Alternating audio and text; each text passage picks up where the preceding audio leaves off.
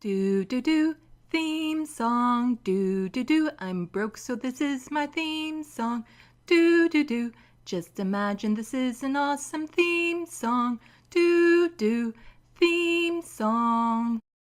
Left of the box.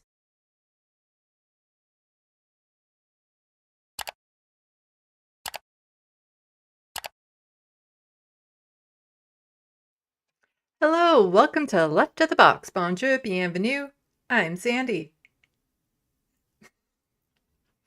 Don't know why I felt like just doing the extra eyebrow raises, but I did. Anyway, welcome everyone to this Friday evening afternoon. Oh, I'm tired. I didn't get much sleep last night. I had to get up early.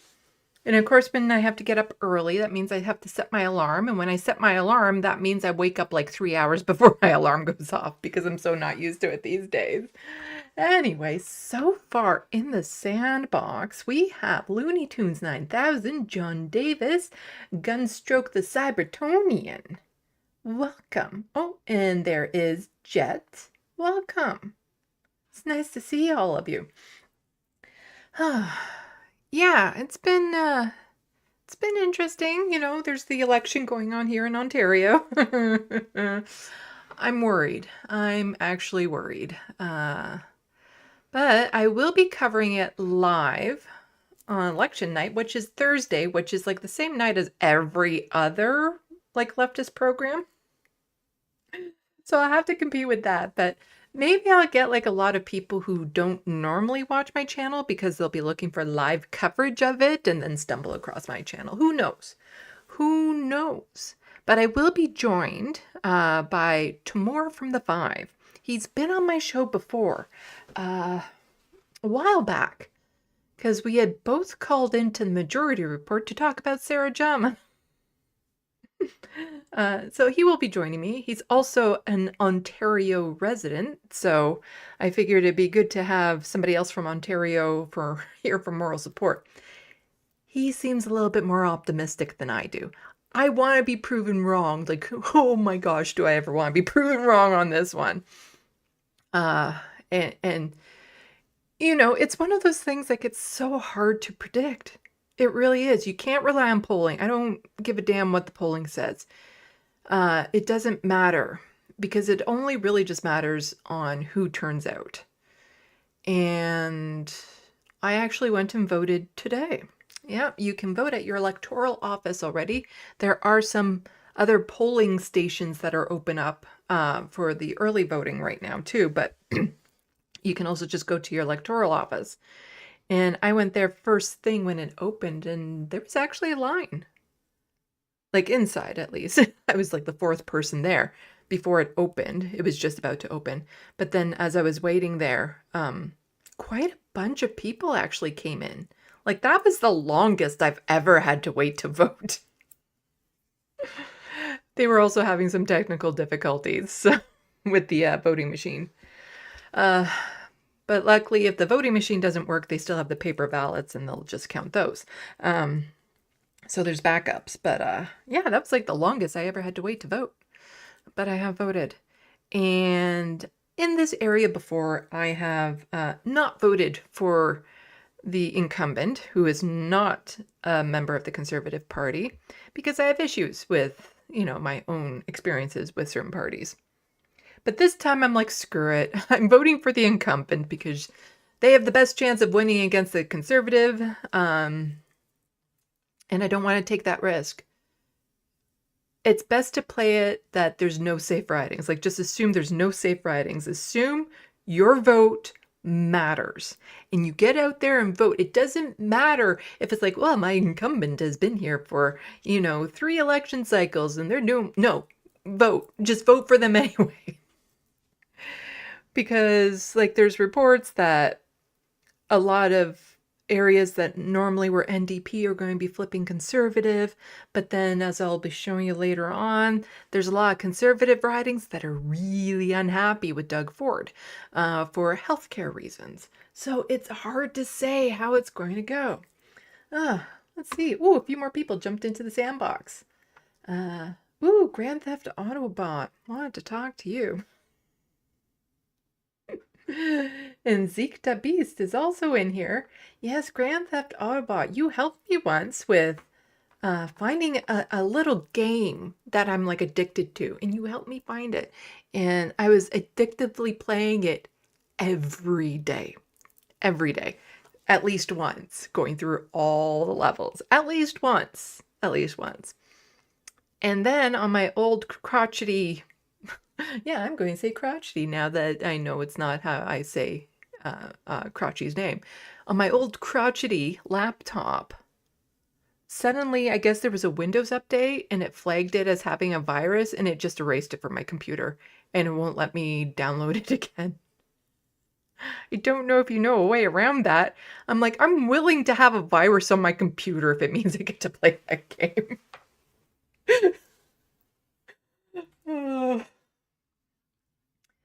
Zeke the Beast saying, I want Mike to win the Green Party. Yes, ideally, I would love for him to win. Not going to happen.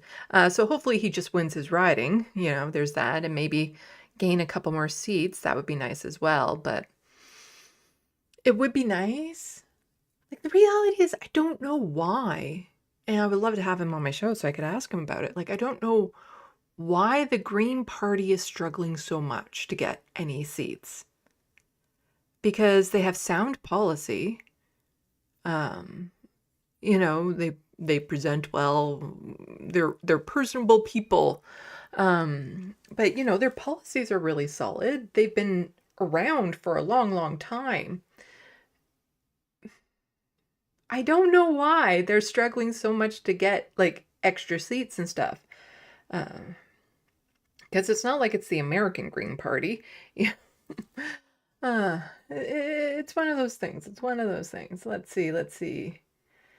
I'm in a talkative mood because I'm so freaking tired right now. Because like I said, I had to get up early, which meant I set my alarm, which meant I was up 3 hours before my alarm. Hello, hermeteorologist.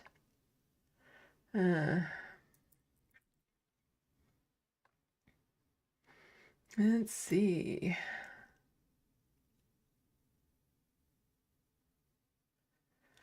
Grand Theft Autobot may not be a virus. Often virus checkers false flag games because of the crack that is usually applied to them. Let them run. I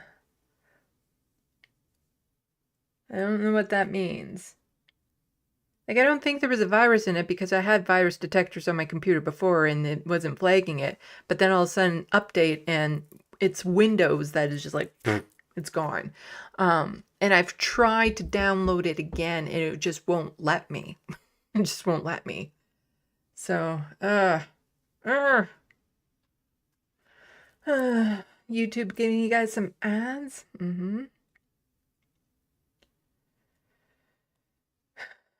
Okay, yeah, I don't know. I'll try.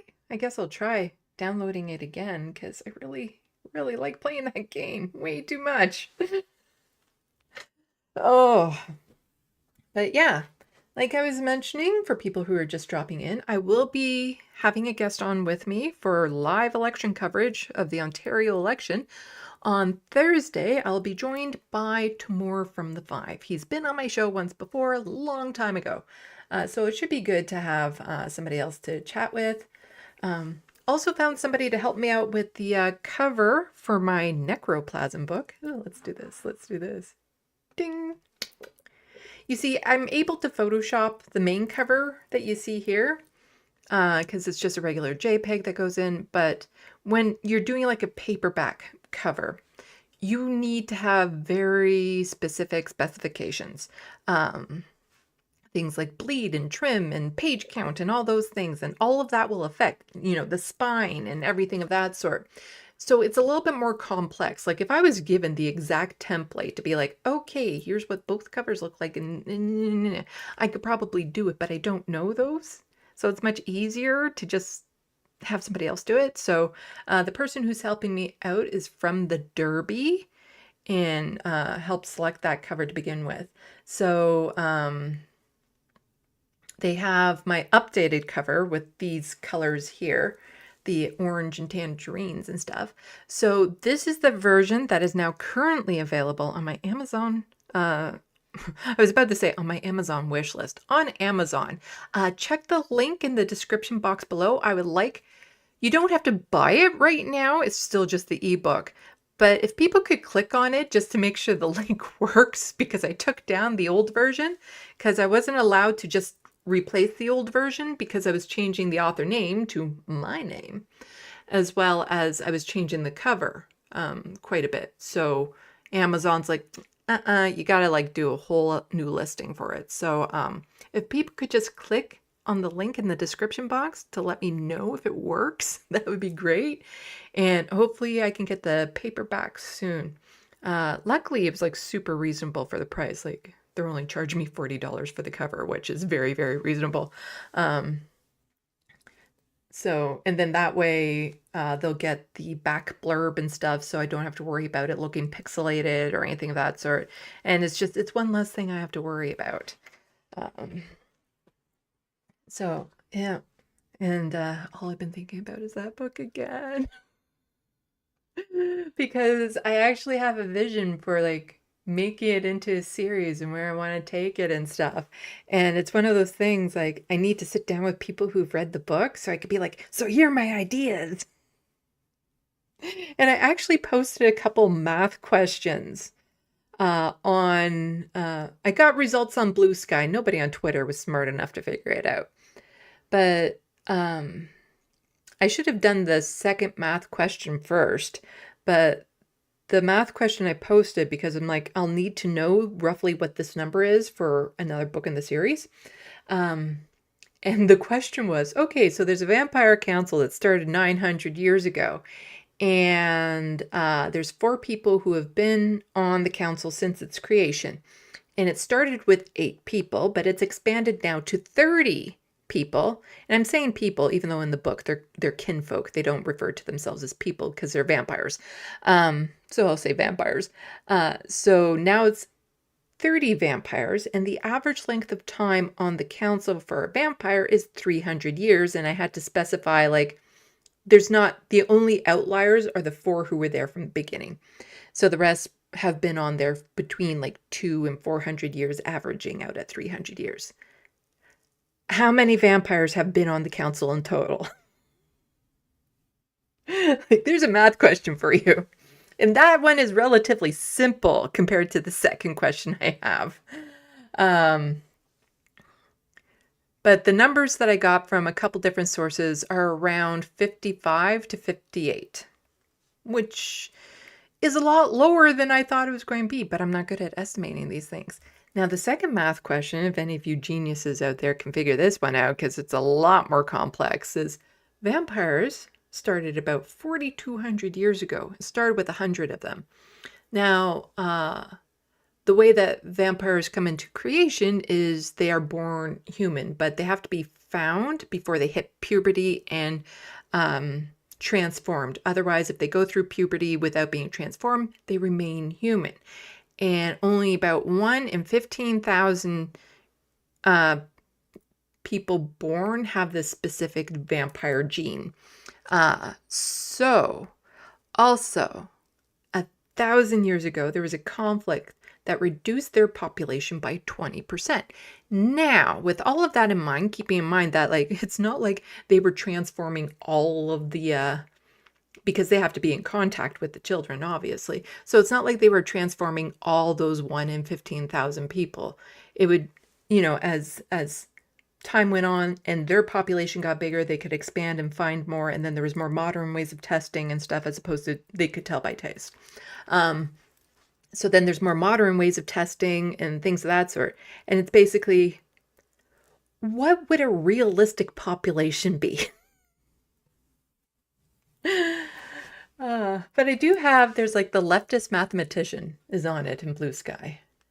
Let's see. People are chatting away in the sandbox. And then I'll check the sandbox one more time and then we'll get into the news because, Doug Ford election. I'm nervous about the election. I'm super nervous.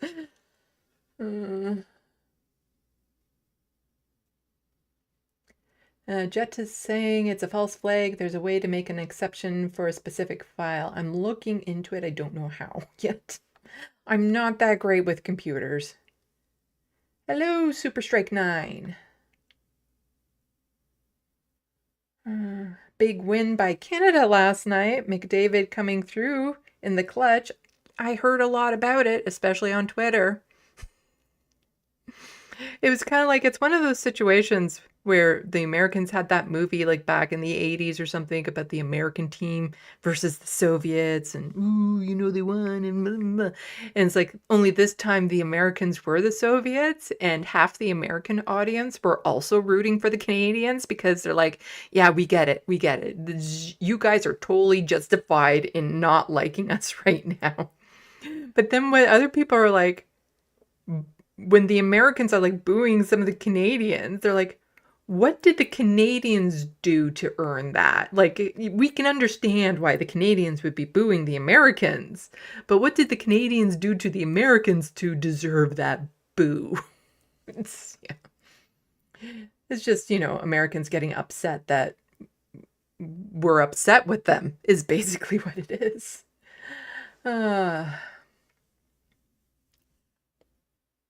Grand Theft Autobot. Another possibility is for future is to keep a backup of the game in a zip file. Yeah. I will have to try again. Oh, and I don't know if anybody caught the beginning of the TYT yesterday. I can't wait for the Ontario election to be over so I can focus on my TYT video. Oh my God. You see, I click on TYT every day so that it's in my search history or my watch history or whatever if I need to go back to one. And speaking of which, I should probably do that now because they'd be live. So I'll just shut off the audio so you don't hear them. The first half hour of the show was primarily Anna talking shit about Sam and Emma. And when I came in, it was a bit after the intro type thing. So it was just the camera was on Anna the entire time to the point that anybody that was maybe getting into it a few minutes late were like, is Jank even there? Because you couldn't hear him, you couldn't see him. And then he popped up during the commercial break. So he was there. And just what they were saying, how they were saying, again, Anna implied that TYT was getting Kamala Harris money ad money. Like, it was just wild, absolutely wild. Actually, I want to make sure that I did click on it properly. Okay, you guys aren't hearing it or seeing it right now. Because I remember I caught the title of it and I was a little bit like, oh, TYT is under attack from someone, because their thumbnail also had like Destiny in it. So I thought it had something to do with that. Nope, nope. Just a half hour, a full half hour, like over the commercial break and extended into the next segment, talking crap about Emma and Sam and the Majority Report. It was wild. Like, really, really. Like, and this is the thing that I find so odd, because like Sam and Emma reluctantly started to talk about TYT, despite the audience kind of begging them to. And that's really why they started, was because the audience kept on asking about it. And the attacks that Jake and Anna were doing, like especially towards trans folks, or the misinformation about crime that were spreading and stuff, was just becoming so vast, they could no longer look away. So as Matt Leck had been saying, like, they had been biting their tongue for quite some time. So I just find it funny that, here's Sam and Emma, who don't really want to talk about TYT, but their audience is kind of pushing them to do it. But then you have Jake and Anna, their audience in the chat are like, why are you doing this? And so just out of the blue, Jake and Anna are talking shit about Sam and Emma, despite their audience being like, could you please just cover the news?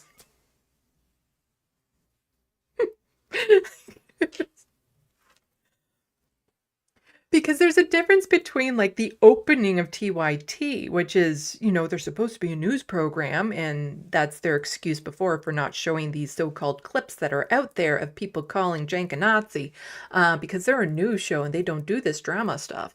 To open their show with it, like, I get that Sam and Emma have been talking about Jank and Anna and TYT a little bit these days.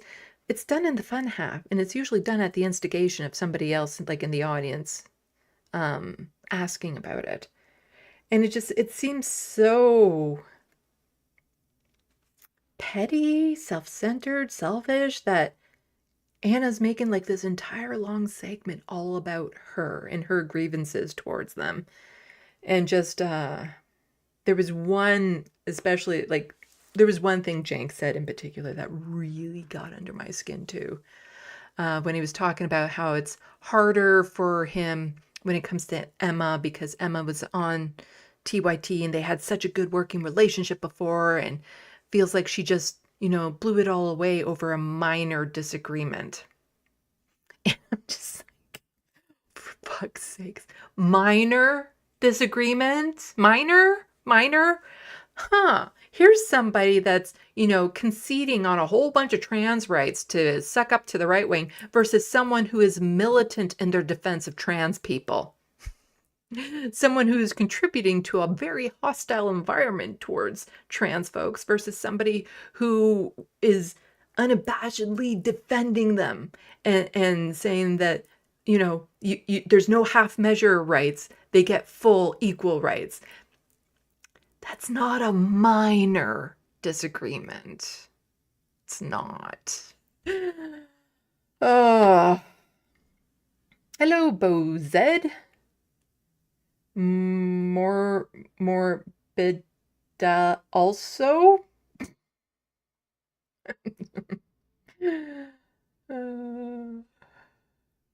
Let's see. But yeah, it was wild, and I'm sure the Vanguard will be on it when they do their next show. And like I said, I'm very much looking forward to getting all of this election stuff out of the way so that I can just focus on getting that TYT video done, so I can kind of just brush my hands of it and be done with it. But they keep on making it so that it's like, oh, so the video is going to be longer.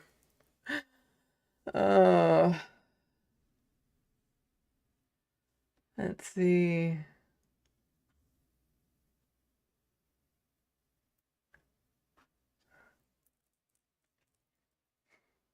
Looney Tunes 9000. Well, add the new TYT versus TMR video to your TYT videos.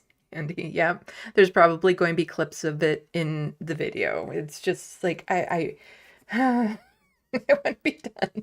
I just want to be done with it. Zeke the Beast saying, if I was a vampire, I would be Batman during the night and defeat criminals with my hands of justice. Mm-hmm.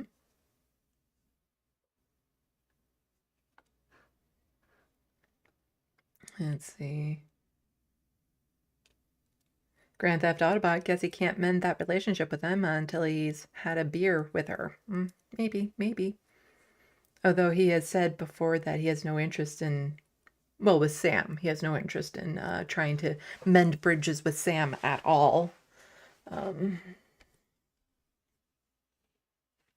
Super Strike 9, I love your flag collection. I bought myself a Canadian flag to put on my wall. Yeah, so we have here, this is the non-binary pride flag. This is the pansexual pride flag. And then this is just the inclusive pride flag. And then, of course, there's the Canada flag.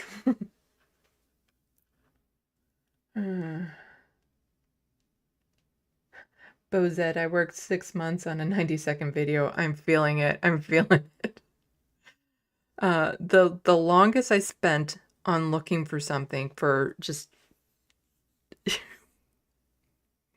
10 hours in one sitting, going through 500 episodes of the fun half of Majority Report, roughly 500. Opening up the transcripts and doing a word search for the word titillating. And you'll find out why when you watch the video. Oh. But I got so ADHD focused on it that I couldn't stop. I was not okay when I was done.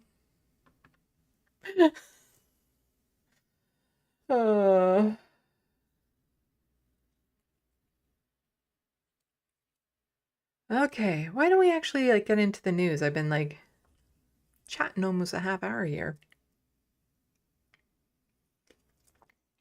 without actually getting into the news. And it's important news because, Ontario election coming up next Thursday. And yeah, a lot of people probably aren't that aware an election is going on because a lot of the regular reminders that we have aren't there. Such things as being able to see lawn signs because we've had a whole bunch of snow lately. So that's not helping.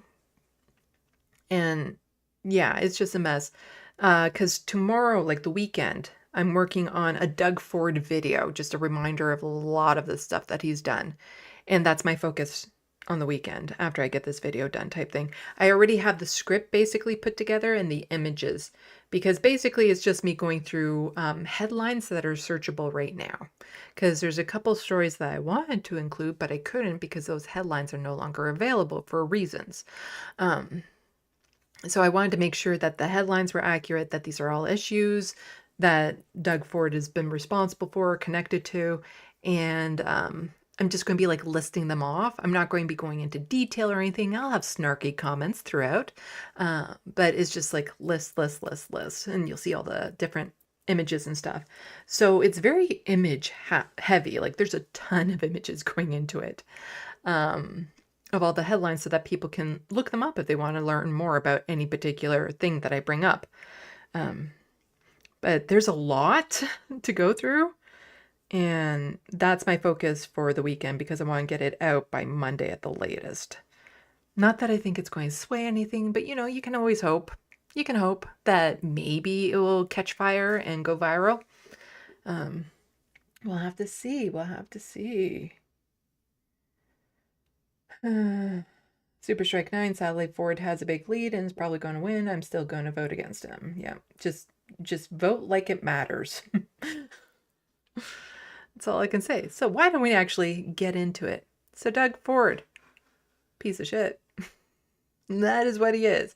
He is so full of it. So here we have a Press Progress article that is picking up on some of the things that Doug Ford was saying during the leaders debate.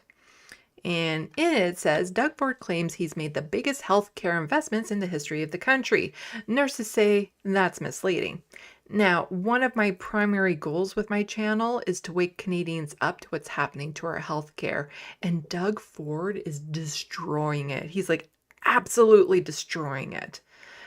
So I feel it's important to go over this article because, you know, if you ask just any random Canadian, like, would you be okay with an American-style healthcare system? They would say no. We don't have things like medical bankruptcy. I don't have to worry if I have to go to the ER. I don't have to worry. If I'm concerned about something, I can go see a doctor as opposed to waiting until it's so severe that something is like definitely wrong. So no Canadian wants the American system, yet they're not voting to prevent it from happening. Even though they fervently don't want that system, but they aren't voting in a way that will prevent it because the Conservatives are trying to get there. Super frustrating. So if we get into this article, Ford made misleading claims about healthcare in leaders' debate, Nursing Association says.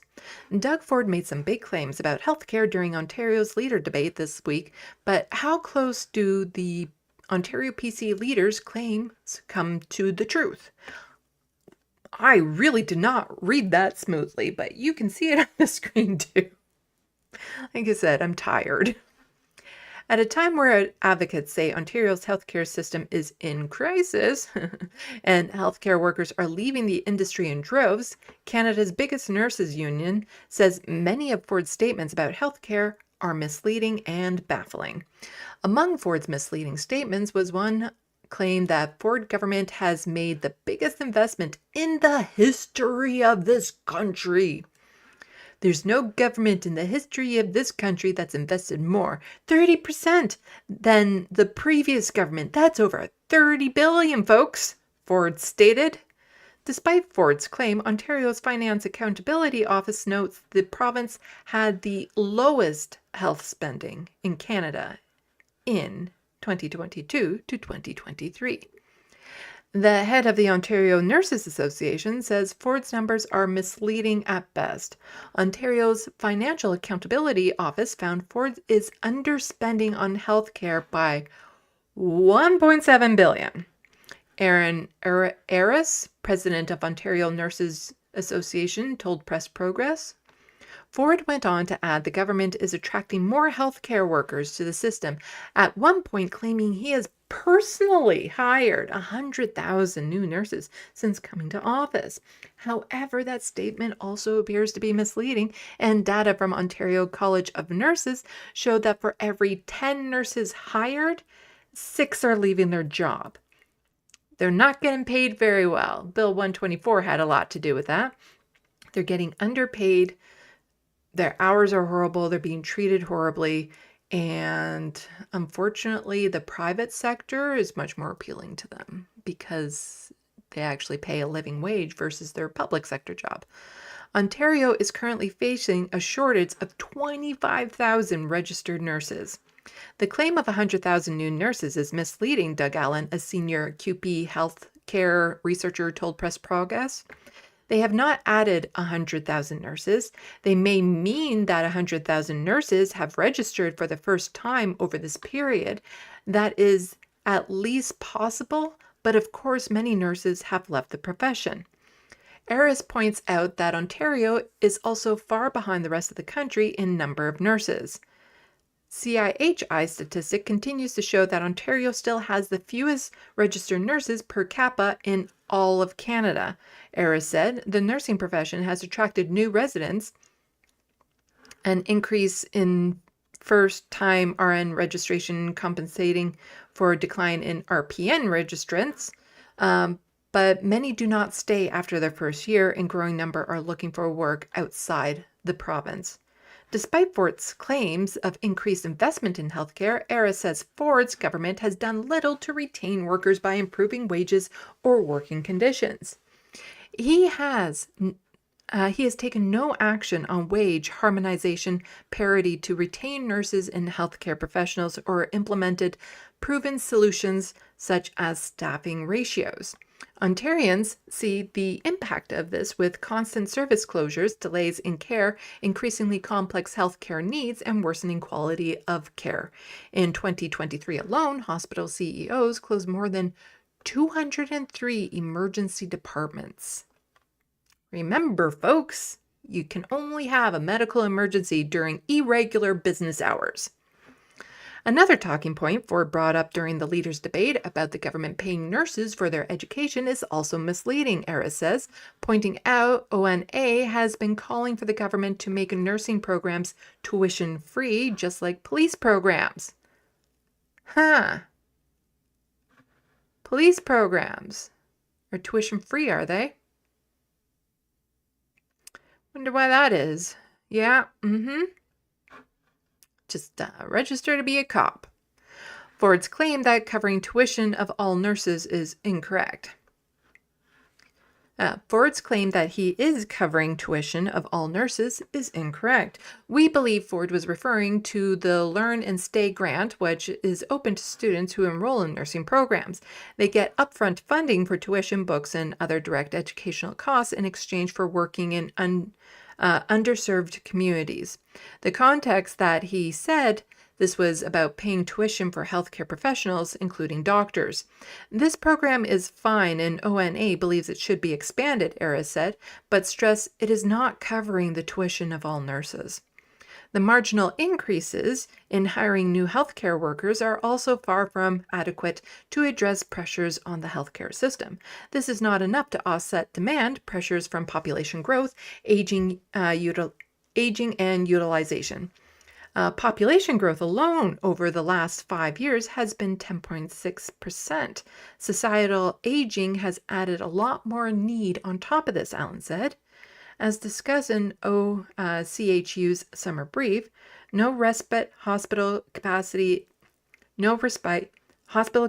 is inadequate. The government's hospital capacity plans fall far short of need, and the government has fallen short of their own promises to increase long-term care capacity.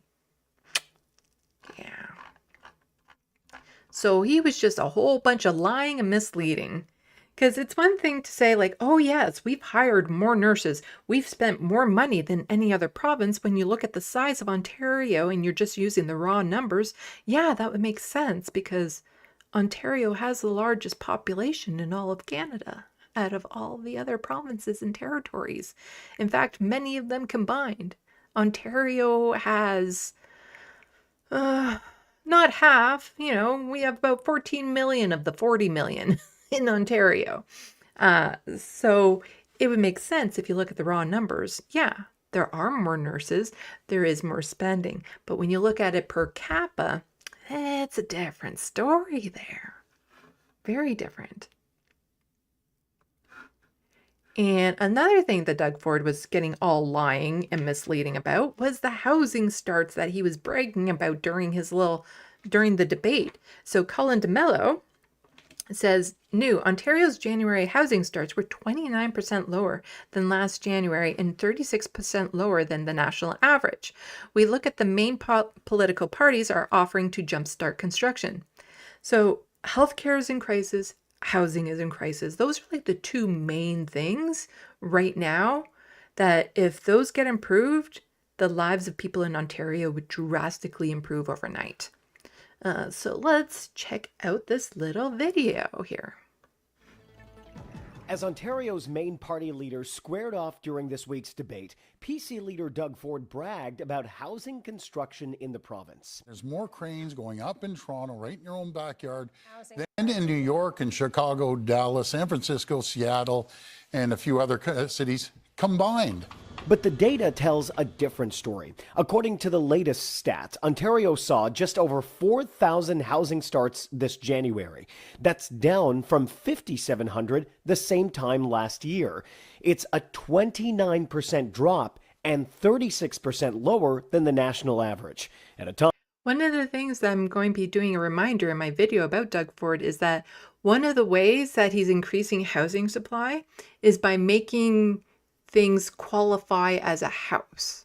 So it's like, oh, we got all these new homes, literally counting dorms from colleges as part of it, or a long-term care bed. A long-term care bed is now a home, according to what Doug Ford wants to do, to make it look like he's added more homes than he actually has. That will be in the video that I'm putting together this weekend. Time when housing prices only continue to increase. We are still absolutely in a crisis. You know, we just look around at all of the tent communities, the high rates of homelessness, food bank usage. There isn't a single metric that we can point. Okay, I do want to show this to you guys. It wasn't my plan to show this to you guys right now. It will be in my video that I'm doing about Doug Ford, but I think, let's see, here we go.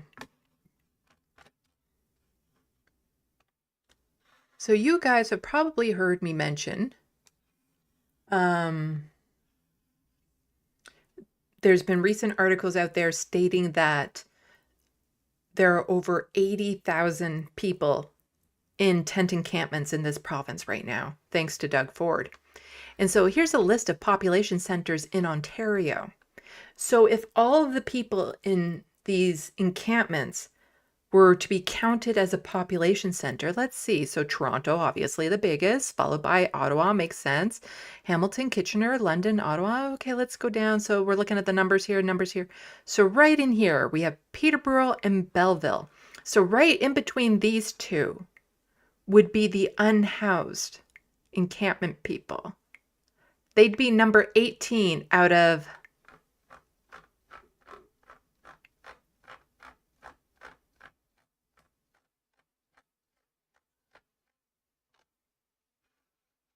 with them added 299.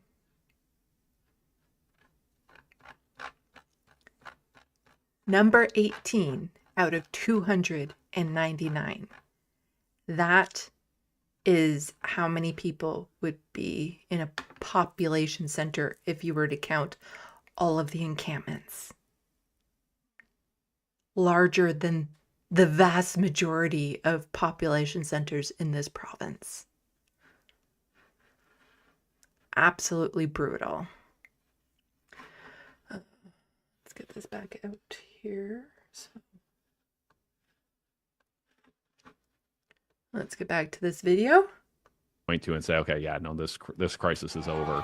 Still, parties have been pushing their housing platforms as the answer to low construction numbers. We've got a plan to make housing more affordable. Not build affordable housing, although we need that too. We need strong partners in the private sector, but housing that's affordable for people. Here's what the parties are promising. The Progressive Conservatives are pledging $2 billion for wastewater infrastructure near new housing projects. The Liberals want to scrap development charges for middle-class housing.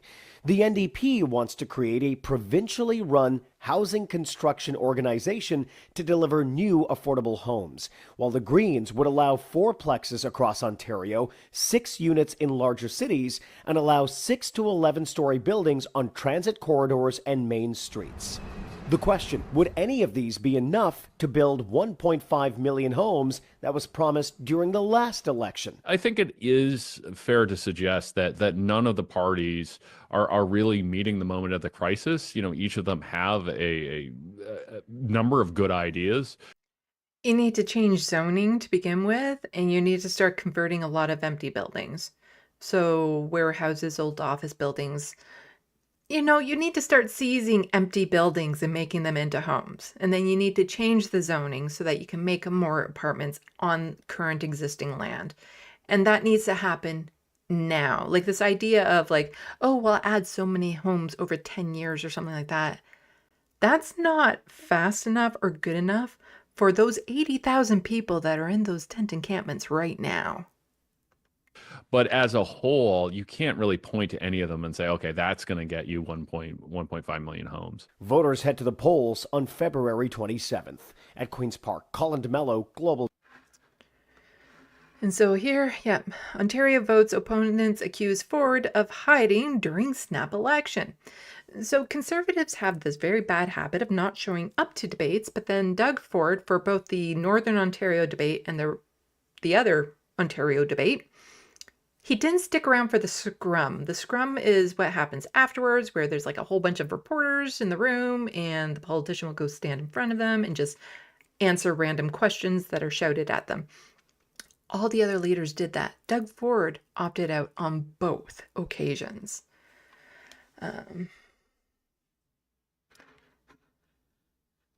So that's just a recap of the thing. What did I want to get to in here? So Ontario Progressive Conservative leader Doug Ford is facing accusations from his political opponents that he is hiding from the election campaign.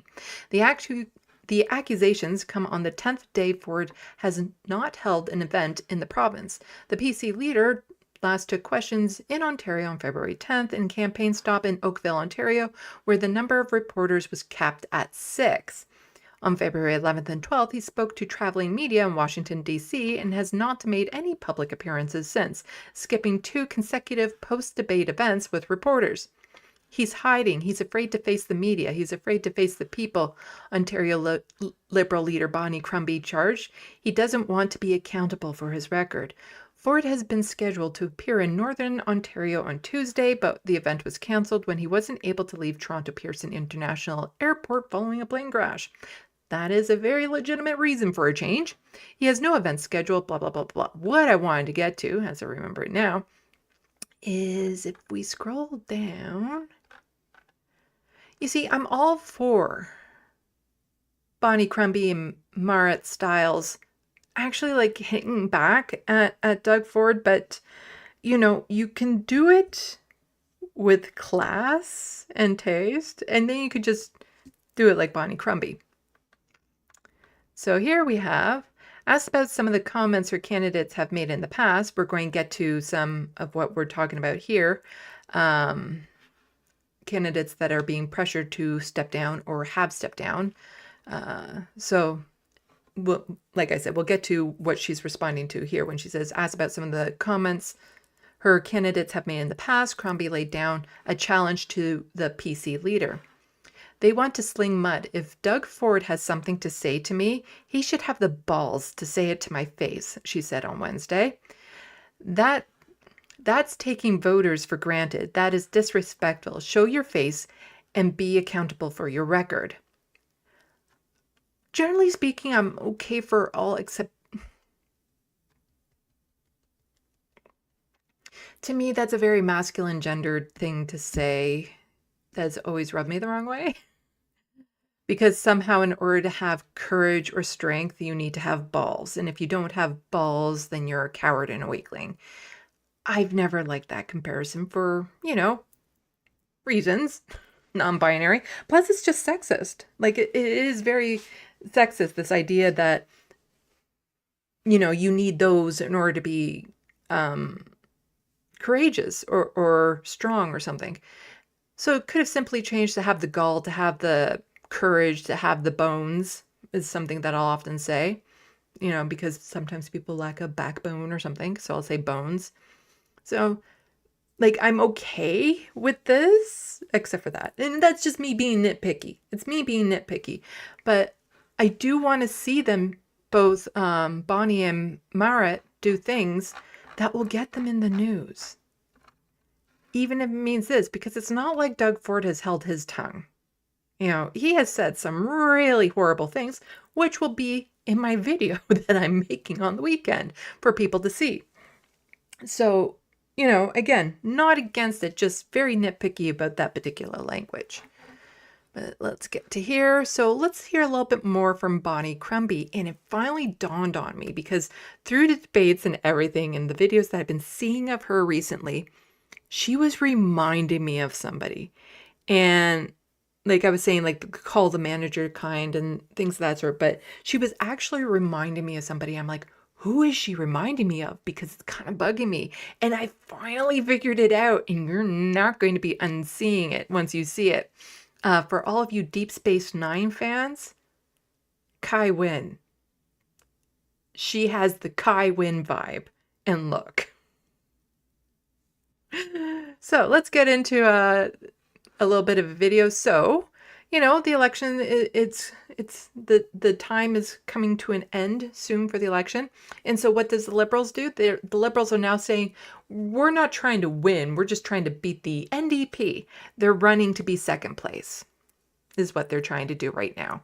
They just want to have party status back, and they're running to be second place. Whereas we'll get to the NDP is still trying to win. They're still running to win. Whereas the Liberals have now bluntly stated they're running to get second place. So this is from Richard Southern. I don't need to read the quote because it's in the video. We're not going to be watching this full video, but we'll get a gist of this. We're going to bring a broader appeal to voters who want change, those interested in having a family doctor. I issued the appeal last night to NDP voters. I said, if you want to change the government because you want to have healthcare and a strong healthcare system and a family doc, you need to vote Liberal. So we need to all come together to change the government. Because if you're trying to appeal to NDP voters, so are you trying to move a little bit to the left here? Where's the shift happening? The shift is to a broader voter appeal to all of Ontarians who share the same concern that we. And it always bugs me so much how the Liberals are so quick to throw the NDP under the bus. Like this happened when Doug Ford originally got elected, where the Liberals knew that they stood no chance of winning. And so they actually campaigned for and supported Doug Ford. They actually did that. So it doesn't surprise me that they're doing this. And this is where my frustration also comes in when they're like, why don't the parties work together and form a coalition and, to beat Doug Ford and stuff? And it's not like the NDP and the Greens would be against that idea. It's the Liberals that are the problem. They're the ones that will never work with the NDP to get a win because they'd much rather work with the Conservatives. We all want better access to healthcare, lower wait times in hospitals, and to have a family doctor. And that appeals to all Ontarians. But right now, I'm going to talk to NDP voters, and I'm going to ask them if they too share my concern about the lack of family doctors in the system, the long wait times, and to enable us to deliver on that healthcare promise. We need to change the government. And we can only change the government if people who have voted for other parties, like the NDP and like the Greens, join us. And then we can change the government. And then.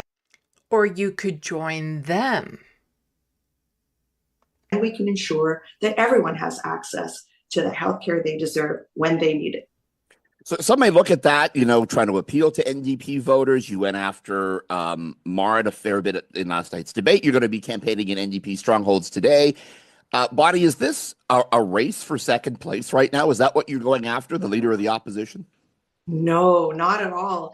You see the polls are shifting. I mean, I don't pay attention to polls, but you can really feel it. You see the polls? Like, look at the polls. I'm not paying attention to the polls, but you look at the polls. They're shifting. I'm not paying attention to them, though.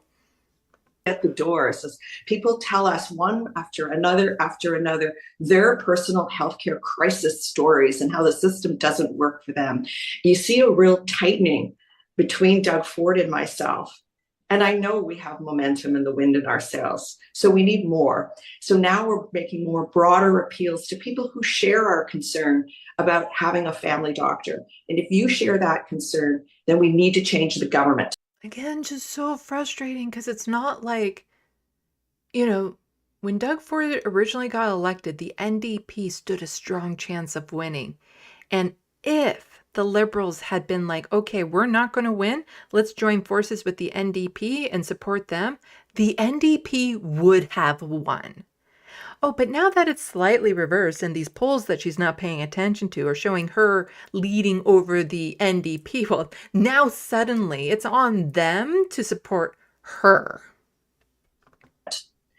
So please join the Ontario Liberal Party and we will change the government, and then we will ensure that everyone has access to a family doctor. Marit Stiles is also promising to fix the doctor shortage crisis, right? So what are you going to do different to appeal to her voters? Their promises aren't realistic. In fact, they're not even serious. You know, they think money grows on trees. They're so high spending. They promise everything to everyone. I am not that leader. I'm very focused in what I No, I'm not going to spend money on those plebs. You know, the NDP, they're just unrealistic with the things that they want. They want, to bring in voter reform. That's a big one.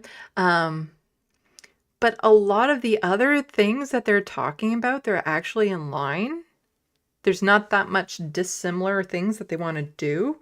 It's just how they're going to pay for it is different. And Bonnie is like, I'm not going to raise any of your taxes to get this. Nah, nah, nah, nah. Whereas the NDP might be more leaning towards, so those rich people that are just benefiting in this province without giving back, yeah, they're going to have to pay more. want to deliver. It comes from my experience as being a mayor. I had to balance a budget every year for 10 years. I couldn't run a deficit. And those are the kind of skills and training I want to bring to the job as premier. So that is the difference between me and her. And it. Yeah. Okay. Enough of that. Let's get into some of this. So, Marit Stiles dismisses Liberals' plea for NDP voters. They're just trying to make party status, is what she said. So she actually did, Marit actually kind of did respond to this. Let's listen to what she has to say. Till advance polls open in the Ontario election, one party is making a pitch for a strategic vote.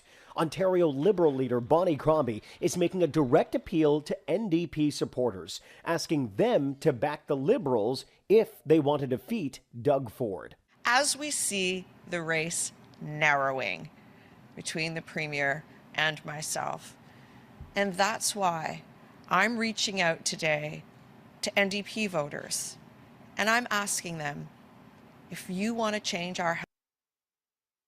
Are you seeing Kai win right now? Just her mannerisms, everything. You're seeing Kai win, aren't you? If you know Deep Space Nine, you're seeing Kai win, and just how full of herself she was, and how she would double speak. It's just, yeah, she's Kai Wynn. That's her inspiration. Healthcare system. Please vote for Ontario's Liberals. Crombie first made the pitch during the leaders' debate and is now planning to make it a central part of her campaign. Liberal insiders believe the NDP vote has collapsed in the province and that Crombie could pick up the support. But Marit Stiles is rejecting the notion, saying the NDP is actually on the offensive. I mean, that just tells you everything you need to know about that party, where they're at, right? Their path is they're just trying to make party status. Look, the truth is, my focus is and continues to be flipping blue seats to orange. Meanwhile, Progressive Conservative leader Doug Ford is taking heat for what happened after the debate. Leaders agreed to speak with reporters about their performance. Ford never showed up. The PC leader also skipped out on interviews after the Northern Ontario debate. Because of timing, there was an event that Doug is gone to, so he's not staying. Doug Ford is hiding. He is in hiding right now. He will not defend his government. He will not take responsibility for the state of this province. In the closing days of this election, and with Ford firmly in the lead, the question now is whether the Progressive Conservatives will protect their position by staying away from campaign questions. The best thing Doug Ford can do to keep his election going the way it is to not tell anyone what he's doing. Let's see, was there anything else in this article I wanted to read?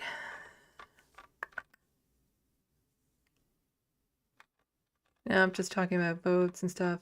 So yeah, just wanted to watch the video on that one. Like, I'm hoping beyond hope that there is like this contingent of people who are not that plugged in, but are fed up enough that are like, okay, yeah, we're just voting NDP. Like, reality is, I'd rather Bonnie in than Doug, but I'd also rather Marit in than Bonnie, but I'd also rather Mike in than Marit. So it's all of that. But, you know, I'm just hoping that the polls, again, part of the reason why I don't like paying attention to them is because they're just so off these days and who they're asking, what they're doing. It could be true, maybe not. When I was sitting in the room today, when I went to vote earlier today at the electoral office, and there was quite a bunch of people there. It's the longest it's ever taken me to vote. I wasn't getting strong conservative vibes from them. I don't know. Sometimes you can just tell.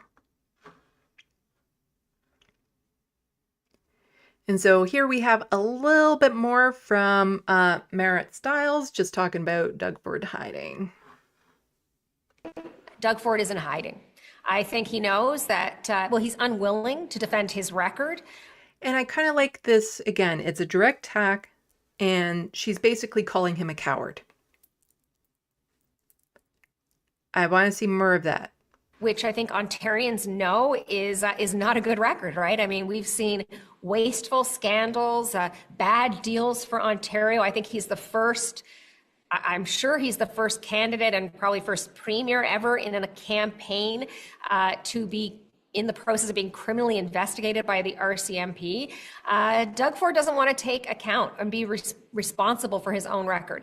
That's not who I am. I believe in being upfront with Ontarians. I'm going to be somebody that they can trust. And I think Ontarians know they can't trust Doug Ford. You know, there's a lot of legitimate criticism about Ford, and you've eloquently brought that up time and time again. But here he is. You look at the polls today, and I know the only poll that matters is on election day. I get that, but the polling today has him still with a double-digit lead. What do you make of that? Look, again, Richard, I'm out there, shoveling. I think a lot of people are, right? We're out there shoveling our driveways, and we're just noticing for the first time signs, half buried maybe in the snowbanks. But, people are just waking up to the fact that there is an election. And I think what I find is they're just starting to turn their attention to it. So a lot can change in the week. And look, elections matter. I've been saying that since the beginning of this campaign. Doug Ford thought he was going to call this election in the middle of winter a snap election, and that he'd pull one over on the people of Ontario. And that's why he's hiding out. He's hoping he can get away with that. He's hoping people just won't go out and vote. And that's most likely going to be the case, and we don't need to watch any more of this. Hello to more from the 5, who will be joining me for election coverage on Thursday, and says, hey, Mara, give us a comprehensive response to why you still haven't allowed Sarah Jama back into the party to run under the NDP banner. I wish I had the opportunity to ask her that. I did mention something or ask Brooklyn Wallace about it. She is an NDP MPP candidate for Kitchener Centre. And, because there was Sarah Jama tried to be vetted as an NDP candidate, and the response that Brooklyn gave, it made sense, that it's more a technicality right now, and that Sarah Jama was already registered and running as an independent, and then that could be issues. But Brooklyn would also like to see Sarah have a pathway back into the NDP. But the reality is it shouldn't have been left to now. And this is why I didn't hammer on Brooklyn too much for it, because she's not part of the party right now. Sarah should have been welcomed back into the party way, way, way before now. Like, this is a lot before now. It shouldn't have been left to last minute so that Sarah would then try to be vetted as an NDP in order to get back in. No. It should have been done a long time ago.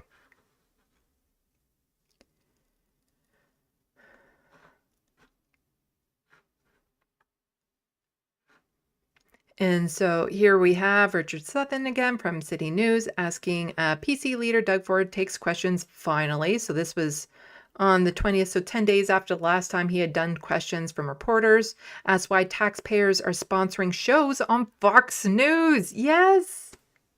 Recently, Doug Ford has spent taxpayer money to have ads run on Sean Hannity's show on Fox News. Yeah, because that's how we want our taxpayer money spent. Not on family doctors, but on Fox News. The money's going to go to American right-wing corporation. Yeah, that's where Ontario taxpayers want our money to go. Ford says his ads are effective, but let's listen to what this exchange is actually like. Hi, Mr. Ford. Laura Stone, Globe and Mail. Hi, Laura. Hi. Not only is the Ontario government running ads on U.S. networks, you're actually sponsoring shows on Fox News, like Sean Hannity's interview with Elon Musk and Donald Trump. Can you explain to taxpayers why they're spending tens of millions to sponsor Hannity, Trump, and Musk? Well, first of all, those ads are extremely effective. You know, But what are those ads for? He doesn't actually say that. He doesn't actually explain, like, what is he hoping to accomplish with these ads? Why are you putting these ads on American TV shows other than to warm up to Donald Trump and Elon Musk? Because how does it benefit us at all for him to have commercials on Fox News saying, Canada ain't so bad. We have a lot of the same problems. Chinese companies, yeah, we should be tariffing them, not us. Because Doug Ford very fast to throw another major trading partner under the bus. they've hit over 500 million people. But what you did leave out were advertising on CNN. I'm on CNN, CNBC, I'm on Fox News. Because you know what we have to do? We have to tell the Canadian story. We have to tell the American friends, and they are our friends and they are our allies. They are why do we need to tell the Americans the Canadian story? They don't even know what the capital of Canada is. Like, it's, you could start, like, does the video include, like, a geography lesson? Like, here's the capital of Canada, eh? And actually maybe talk a little bit about that sort of, like, why does suddenly they need to know the Canadian story? Yes, I get the tariffs are an issue and a thing, but how does telling our story help? Like, Justin Trudeau, credit where credit is due, actually gave a really good speech when it came to the tariffs and just reminding the Americans of how, we've helped out in times of crises and we've come together and all that sort of stuff. That's what we need. We don't need taxpayer money going to right-wing American corporations. That's not helping us. That's helping him. That without Canada is going to be inflation. A Trump tariff on Canada is a tax on Americans. Simple. A Trump tariff on Canada is a tax on Americans. And we want to explain to them when they see plants shut down in the US, yes, is it going to hurt Canada? Sure it is. But they're going to see big time damage in the US, right across manufacturing. The supply chain is so intertwined. We need each other. We need to build that AmCan fortress I've been talking about. Can you reveal how much money the government is spending on these ads? All we've heard is tens of millions. That could be between 10 and 100 million. Do you not think taxpayers have the right to know? Well, the taxpayers have the right to know everything. And it gets cut off short there. But yeah, it's just... Hi, Mr. Ford. He hasn't actually, like, told the taxpayers anything, because Doug Ford does this thing where he doesn't actually release his platform, his costed platform, nothing, and he still wins. He's done it before. He's doing it now. He hasn't told the taxpayers shit about what he's doing. Nothing. Now, remember, Mara was saying, like, Doug Ford is probably the first sitting premier that's actually under criminal investigation right now because of, like, the Green Belt scandal and everything of that sort. So he's under investigation by the RCMP. Well, that's not stopping local police associations from outright endorsing Doug Ford. So here's Wendy Goodies. I don't know who she is. I guess money can buy morals and values. Police should be nonpartisan. As an Ontario citizen, I find it appalling that a group should be focused on keeping people safe would endorse a corrupt politician. So yes, the police association here, Toronto Police Association, is endorsing a politician that is very credibly under investigation right now by the RCMP. A very openly, blatantly corrupt politician. But the police, well, they like him for reasons. I hope the music on this doesn't get me in trouble. Hi, I'm Clayton Campbell, President of the Toronto Police Association. As the labor organization representing more than 8,000 uniform and civilian members of the Toronto Police Service. Remember, police get tuition free too, not nurses, police. Because they really help the communities feel safe. You know, it's not like the police are ever the reason why people don't feel safe in their own community. We advocate strongly for the resources and support they need to keep our streets safe. We also advocate on behalf of the communities we serve. We all want the same thing: safe and healthy neighborhoods to live, work, and raise our families. This means more staff and resources for the police service so they can respond when and wherever you need them. You see, it's funny how there's always like they need more police, they need more money, and they always get it though. That's the thing. Their budgets balloon out like crazy and stuff. There was the other Toronto police chief that was basically threatening the mayor of Toronto because she didn't want to increase it the full 20%. She was just going to increase it by 12% or something like that way back when. And he's like, well, it would suck to be you if something, happens and we're now not available because you won't give us the full funding that we want.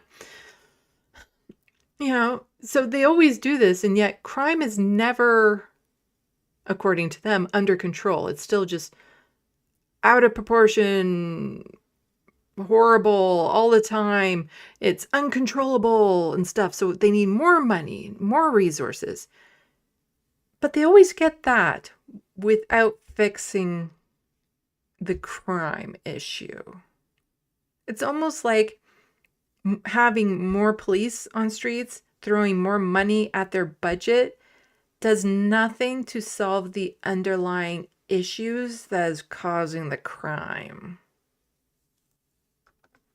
It means more support for grassroots initiatives that prevent crime and break the cycle of offending, so not everything is laid at the feet of our members. And it means strong deterrents that keep repeat violent offenders in custody and out of our communities.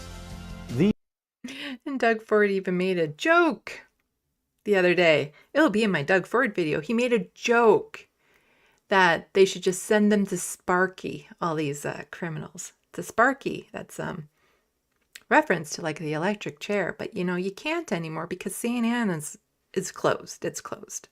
That's a deep cut if you know what I'm talking about. And he said he was joking after his joke didn't really land, and said, don't worry, folks. I'm not for the death penalty. I'm totally against it. But, criminals, they need to be punitively suffering for the rest of their lives. These are the things that matter to the Toronto Police Association. It is clear from the positions put forward in this election that only one party shares these priorities. For the safety of our members and the well-being of our communities, we are proud to support the Ontario PC Party led by Premier Doug Ford. Thank you. I gotta think that there's the nurses' unions and stuff like that, like QP, is much larger than the police unions. I would hope so, but it's like the fact that he took time, money to produce all of this and everything for the sake of endorsing Doug Ford, because he didn't have to go through all of that, because here we have the Police Association of Ontario. They're just tweeting out their endorsement. And so here we have retired Viva la Canada.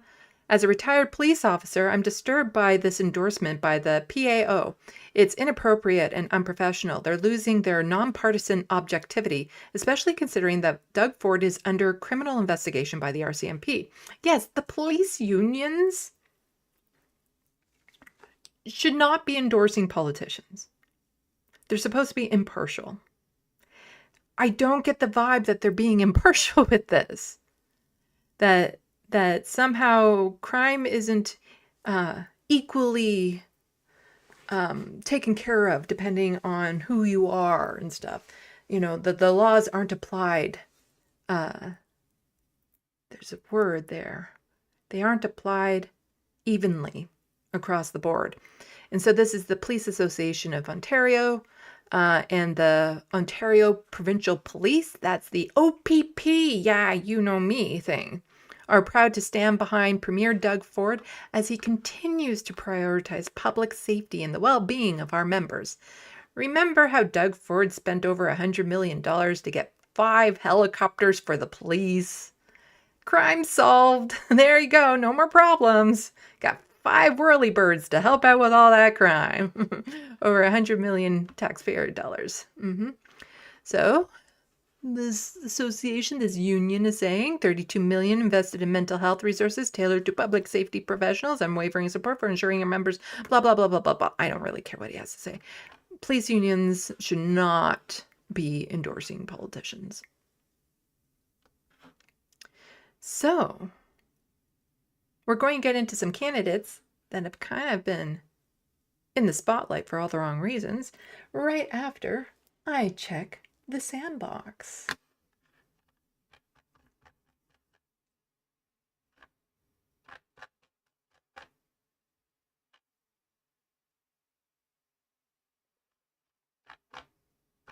I'm up as high as I can go.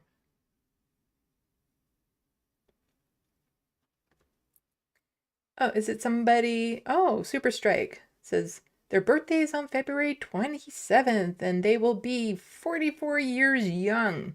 Well, happy birthday. I'm probably not going to remember to say it on election night because my mind will be cooked.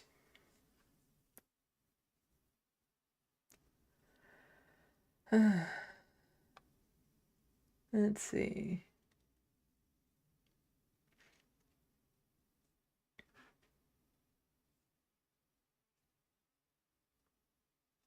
I will not Google that word, soul life. You sure you definitely won't.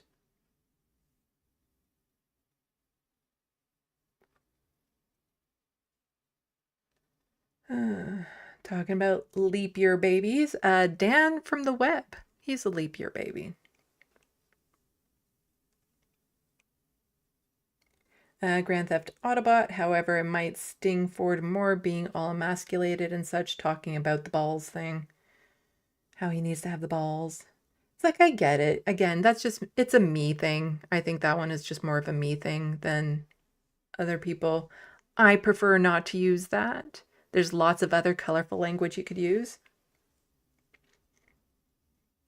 Super Strike 9, awesome. The more truth you can tell about Ford, the better. Probably talking about the video that I'll be releasing, hopefully Monday at the latest. I have most of the images, other than like a few ones that I've come across since that I want to add. And they're all basically just headlines of articles that can be Googled and searched right now. So people can learn more about a particular story if they want.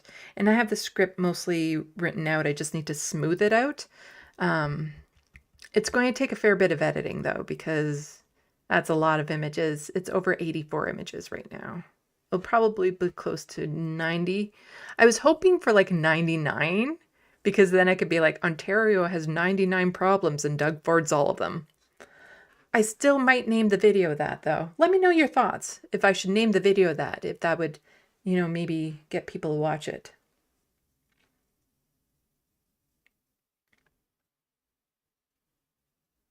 More morbid also. Don't you dare touch my ear. I know the reference you're talking about.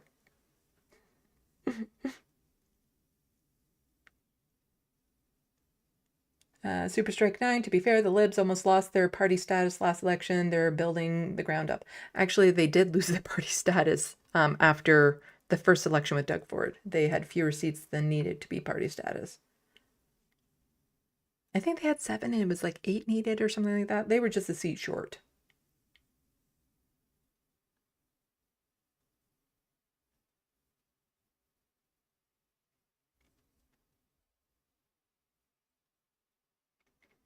Let's see. Crotchy is in the chat. Well, in the sandbox, I should say.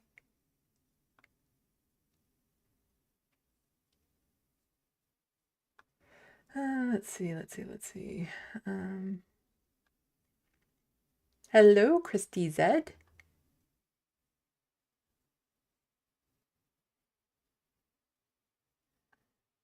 I thought I saw MIDI Doctors had also jumped into the sandbox. Might not be scrolled down to it yet. Yes, a reminder from Looney Tunes 9000 for everyone to turn off your top chat. I don't know why it's not automatically defaulted to live. I don't even know why there's a top chat. It seems silly to me. Hello, Soul Life.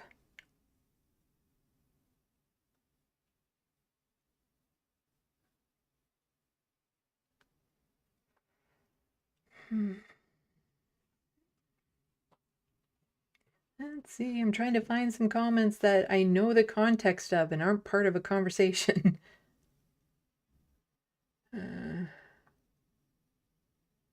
Let's see. Looney Tunes 9000, George Carlin warned us about the politicians here in the States in 2005, and we're usually just like 10 to 15 years behind you guys when it comes to things like that, trends like that.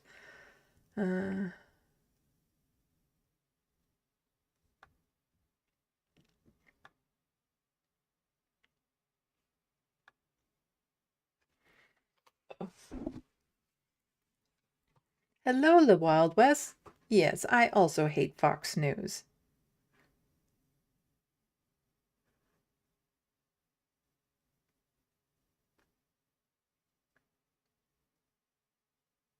Yep, there's MIDI doctors.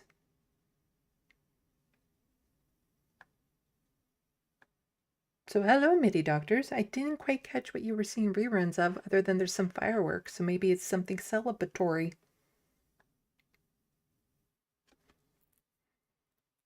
Tamura from the 5. That Team Canada sweater looks so wrong on him. Yeah, considering how much of, our stuff he wants to sell off and how many American contractors he brings into this province versus Canadian contractors that can totally do all the same things, which I'll be mentioning in the video that I'm going to be releasing of Doug Ford. It's insane, this video that I'm doing about Doug Ford, because luckily I keep detailed notes.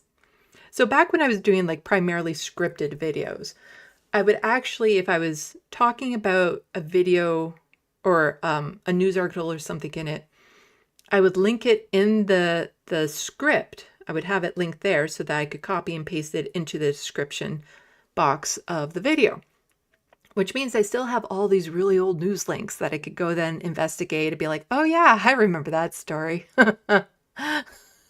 Like there are some stories I remember. It's like, oh right, that happened. Wow, that seems like forever ago. So I don't know like how many separate stories there are. I just know I'm at like 80 some odd graphics right now. I had to force start my computer again because the bar at the bottom froze because stupid updates and stuff. So frustrating. So I'll just have to open up Photoshop again so I can tell you how many graphics are actually in it. Let's see.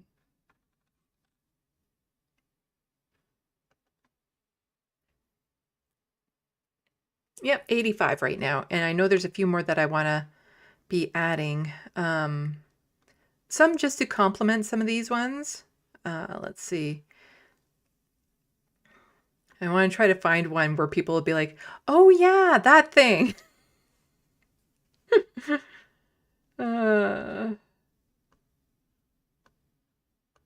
There's just so many. Yeah, I remember when he joked about sending overflow patients to a veterinary clinic to get an MRI. It was a joke.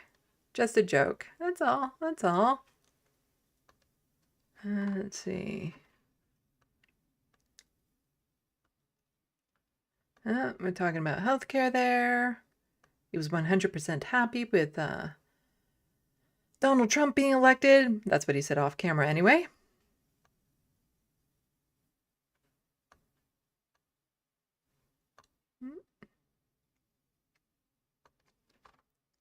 I need to add to the tunnel one because I found an article now where it's like, yeah, it's probably going to be 100 billion versus the 60 billion rough estimate.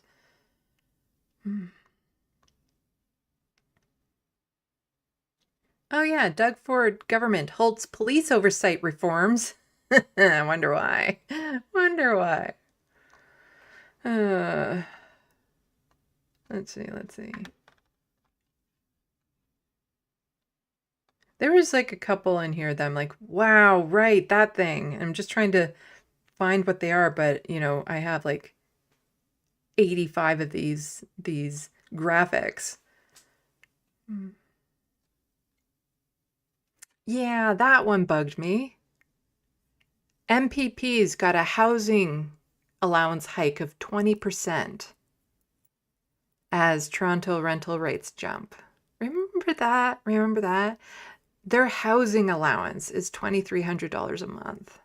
Just for housing. That's not their salary. And this is like, it's on top of their salary. It's a little bonus. It's to help them cover the cost of living in Toronto. It's $2,300 a month, which is like double what people on Ontario Works and Disability get. And that's supposed to cover the cost of everything. But they think it's, you know what? It's reasonable that they need $2,300 just for housing.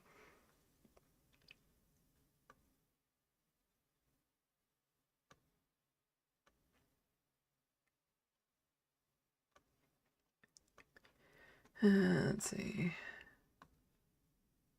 But yeah, so it's going to take me a while to edit this video, just given how many graphics are in here. Because I want to put them in like fun places so that they're not all in the same place, that sort of thing. And then I have them in two formats. One is like this wide format that you see on YouTube, but then also for TikTok format. So I had to make two copies of each of the graphics, both tall and normal. Let's see. Yeah, there's a lot. There's a lot in here. Also,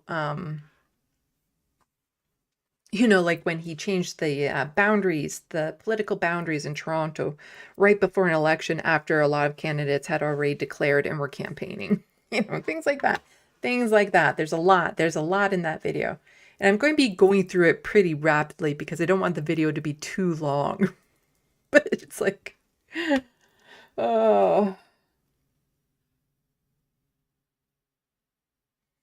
Super Strike 9.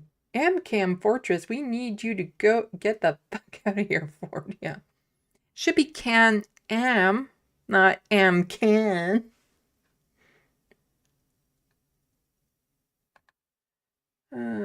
Hello, Death of Philippia Augusta. I think I just totally messed up saying your name.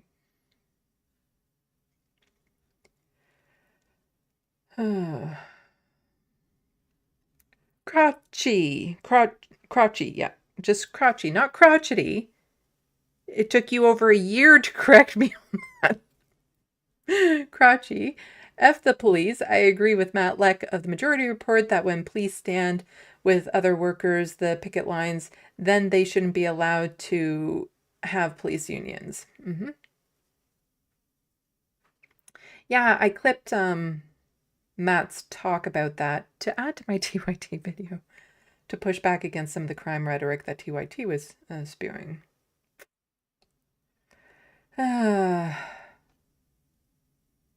What did they ban?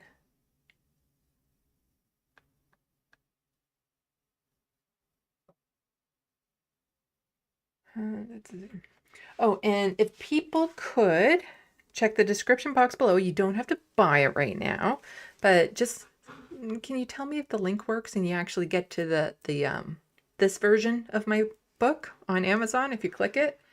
The paperback should hopefully be done relatively soon-ish, and then that will be available, and then I'll be blasting it a lot more. Let's see. Well, why don't we just get back into it? But yeah, I'm really hoping to get the paperback version available. It will be available before my TYT video. The TYT video is going to take me forever to do. But right now, I'm not really working on it, other than maybe collecting a clip here or there, because I'm just focusing on, you know, provincial election. It's a little bit more important to me right now. Looney Tunes 9000 says the link works. Why, thank you for checking. Bo Zedland said, Canada banned the death penalty. Yes, we do not have the death penalty here in Canada. So Doug Ford joking about it. Because he jokes and he says he's against it, but really, all these conservative types are a bit the same. I need to actually, people are talking about the cover now. I need to actually see if I can update the cover slightly, if it will let me, because last time I tried to change the cover, it wouldn't let me, because I realized the cover on the Amazon link is one where the orange in the title isn't quite as saturated, and it's bugging me. And nobody else notices it but me. Because this is the more saturated tangerine orange here. So I'm going to see if I can change the cover without Amazon saying, you need to change it back or else we're going to take it down, which is what they did last time when I tried to change it from the cool colors to this one.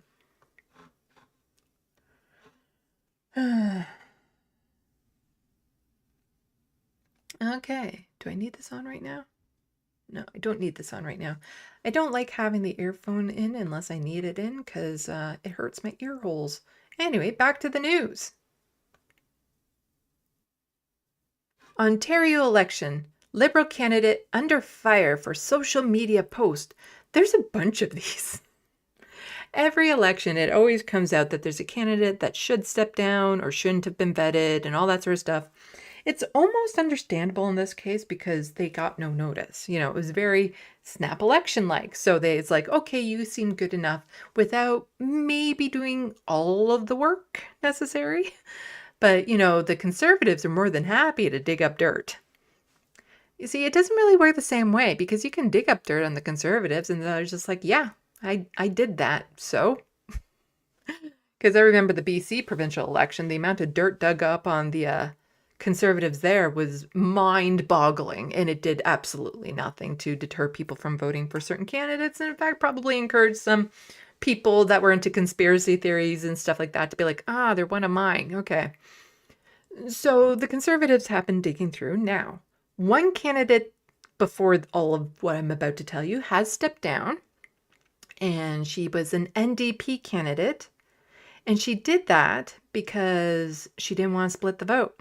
We need to see more of that. We're not going to, unfortunately, but we should have seen a lot more of that. Because she said that the Liberal candidate in her riding stood a much better chance of winning, so she didn't want to split the vote. I would love to see Liberal candidates and NDP candidates do that in about like 40 other ridings so that we actually stand a chance of beating the Conservatives. But let's find out, what did this Liberal candidate say on their social media posts? So the Liberals are facing questions about their candidate selection process for Ontario's snap election as the Progressive Conservative campaign continues to unearth past social media comments made by Liberal candidates. Yeah, these are all Liberal too. No, wait a sec. There's quite a bonkers one from an NDP candidate that we'll get to.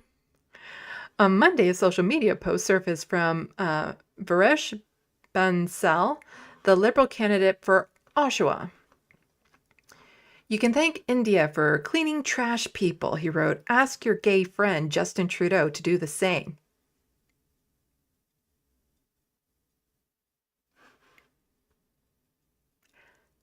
Yeah. The message was in response to a 2023 social media post by federal NDP leader Jagmeet Singh about the killing of Sikh leader Hardeep Singh Nijjar, which Canada has said was linked to the Indian government. Nijjar was a Canadian citizen, temple president, and prominent leader of the Khalistan movement, which seeks independence for India's Sikh majority Punjab state. Bansal later apologized for the post. The World Sikh Organization of Canada called on the Liberals to drop Bansal as a candidate, calling the post disgusting in a statement. The fact that the Ontario Liberal campaign has not immediately and unequivocally condemned these remarks is unacceptable, President Danish Singh said. There is no place in Canada in Canadian politics for candidates who celebrate state-sponsored killings and use hateful homophobic rhetoric. The Ontario Liberal Leader Campaign... okay, I don't need to finish reading this because we'll get to a bit more. because this was pretty offensive to the point that another Liberal candidate is saying, yeah, that Liberal candidate needs to step down. So one of his own party. So from Cullen DeMello, an Ontario Liberal candidate is calling for the removal of Liberal candidate for Oshawa over comments made about Sikh communities and about Justin Trudeau. Leader Bonnie Crumby said the candidate managed to offend two beloved groups in one tweet, and this is completely unacceptable. As far as I know, this person is still running as a candidate. So this is from Vicky Dillon. Is that how you say his name? A statement. As a candidate running with the Ontario Liberal Party in Brampton East, I believe what Varish Bansal must be officially removed as our party's candidate in the riding of Oshawa. I've spoken with many Ontarians and residents in Brampton East who are disgusted by Bansal's rhetoric and actions. His apology is simply not enough and does not repair the hurt he has caused. Bansal's comments are reprehensible, unacceptable, and will never represent my views or opinions. He's not only attacked multiple communities, but also threatened and made distasteful remarks towards a sitting member of parliament and deputy leader official opposition, a federal opposition party leader, and our country's prime minister. My opinion on Varish Bansal extends far beyond the comments he made online. This is a matter of right and wrong. I will not tolerate his behavior or support him. Therefore, I am asking the leader of the Ontario Liberal Party to immediately and officially drop Varish Bansal as the party's candidate in Oshawa. We expect better from our party candidate and from Varish Bansal. As Canadians, we must all do the right thing to preserve civility, respect, and positivity in Canada's democratic practices and institutions. I joined the Ontario Liberal Party as a candidate in this election because I know we have the best platform to provide Ontarians with, and they will continue to advocate. So it's like, that's just kind of wild too, that Bansal is running to be a candidate for the Liberal Party, but made that disgusting statement towards Justin Trudeau, who is the Liberal leader.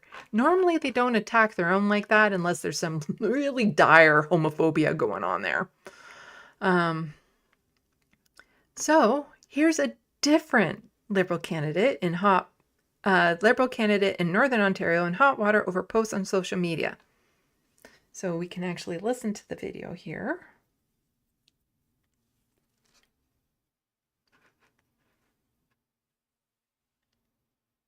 Oh, we got another one. Is this the one that we're talking about right now?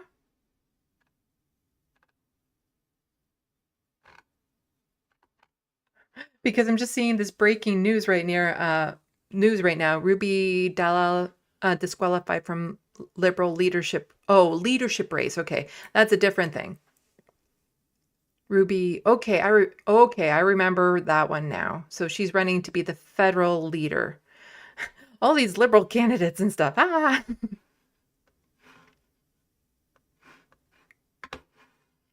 And his party leader have come under fire from and a Northern Liberal candidate and his party leader have come under fire from the PC Party of Ontario that is saying historical posts from his personal social media accounts highlight a lack of respect for women and the 2S LGBTQ plus community. That seems really quiet to me, so I'm just gonna bump it up a bit. There we go. CTV News has verified both accounts, but is choosing not to show them due to their content. Both posts appear to belong to Timiskaming Cochrane Liberal candidate Rick Ellesmere, one from Facebook and one from X. The first is from July 2019, where Ellesmere commented on a transphobic post on X, and the Facebook post is from August 2015 and comments about women. Ellesmere told CTV News this was the first time he'd heard about these posts. He adds that his social media accounts have been vetted. I haven't heard of these posts before that were totally on my social medias. And that he supports both women and the 2S LGBTQ plus community. Well, so they didn't say it in the video, what this candidate said, but they say it in the article. The Ontario Liberal candidate in Timisking Cochrane is being criticized because of old social media posts from his personal accounts that appear to mock women and the 2S LGBTQ+ community. Both posts belong to Liberal candidate Rick Ellesmere personal accounts. His personal accounts. One is from Facebook and one is from Twitter. The first is a post from August 23, 2015, and it's a meme stating that the only thing men know about women is that they have breasts, along with a jubilant Homer Simpson. Immature, but whatever. The second is a post from Ellesmere Twitter account from July 30th, 2019, not that long ago. He commented on a transphobic post mocking a woman in a dress, insinuating that she had male genitals. That one is very problematic. Posts have been verified. CTV News has seen and verified both posts. When reached for comment over the phone Tuesday afternoon, Ellesmere said he had no idea that these posts existed on his feed.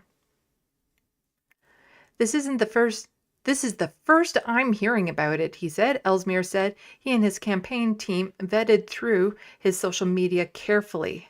Not carefully enough, apparently. I'm super pro LGBTQ+ and pro woman, he said. I'll repost what Justin Trudeau has done with our small businesses. We have a transgender person who identifies as a man.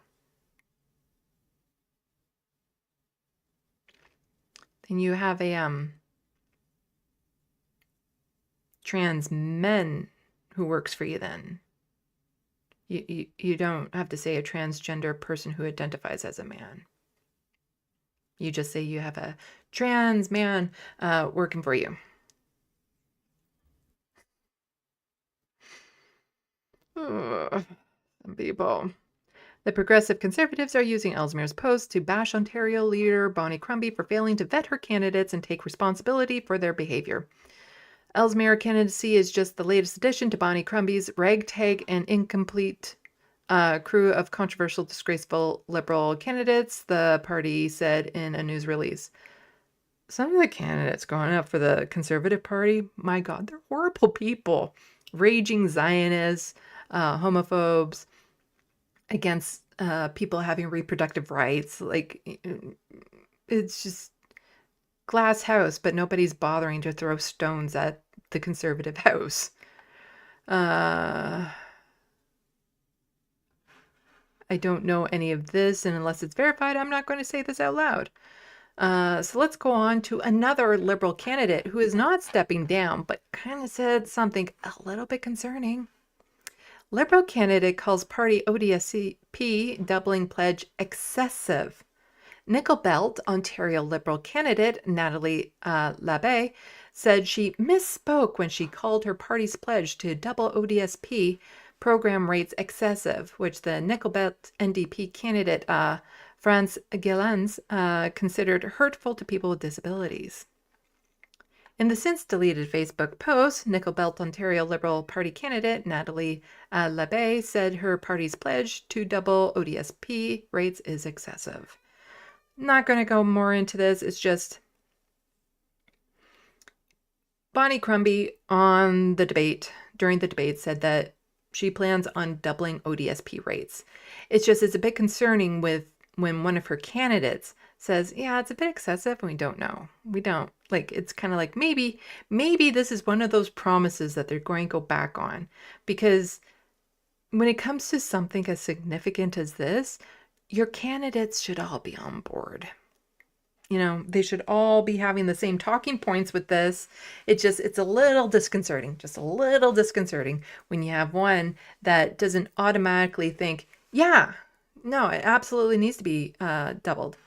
So at issues is Labelle's response to comments on Sudbury Politics and News Facebook page regarding the Liberal ODSP pledge, in which she posted, I agree the doubling is excessive.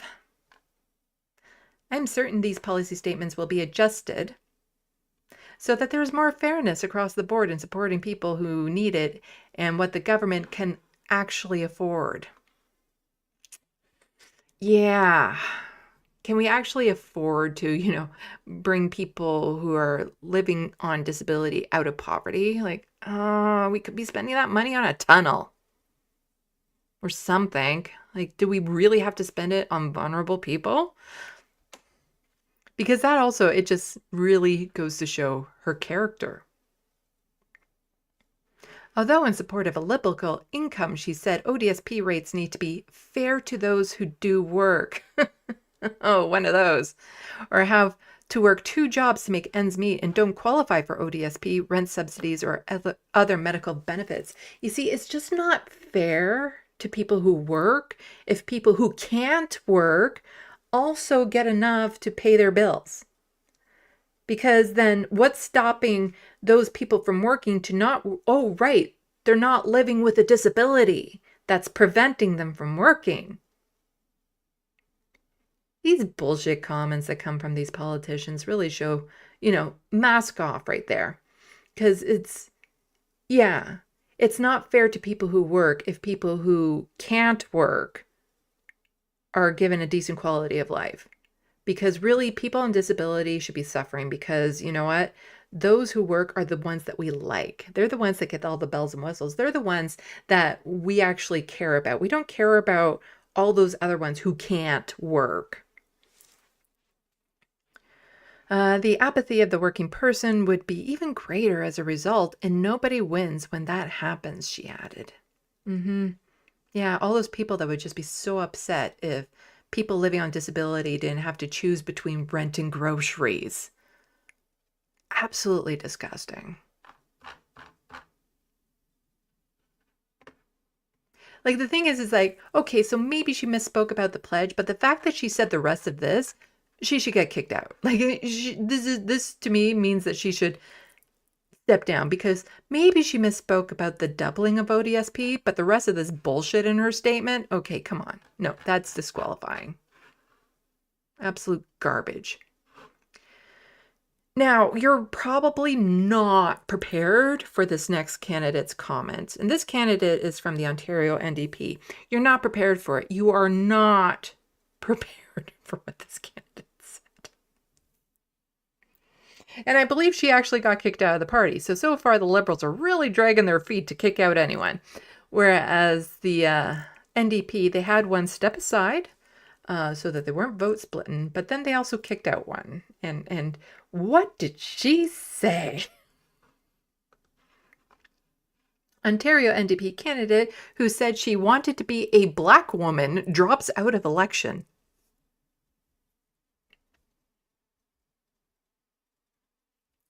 But wait till you hear why she wanted to be a black woman. An Ontario NDP candidate who said she wanted to be a black woman and to have the experience of poverty and living in addiction. Oh, so it wasn't just that she wanted to be a black woman. She also wanted to be, with poverty and addiction, because black woman and all, huh? Well, she has stepped down and she will not contest the upcoming provincial election. Amanda Zavitz, the NDP candidate for Eglin Middlesex London, was recorded during a presentation for the United Nations Commissions of Status of Women all the way back in March of 2024, not even a year ago. So this one's pretty fresh. To say this at the Commission of the Status of Women, oh my God. In the video, she is heard saying, "My secret is I want to be a black woman," adding later, "I want to be an expert in inequality with lived experiences of poverty and living in addiction and alcoholism. I want to be able to share my ideas without the barrier of looking the way I do." Oh, you poor white woman. Oh no.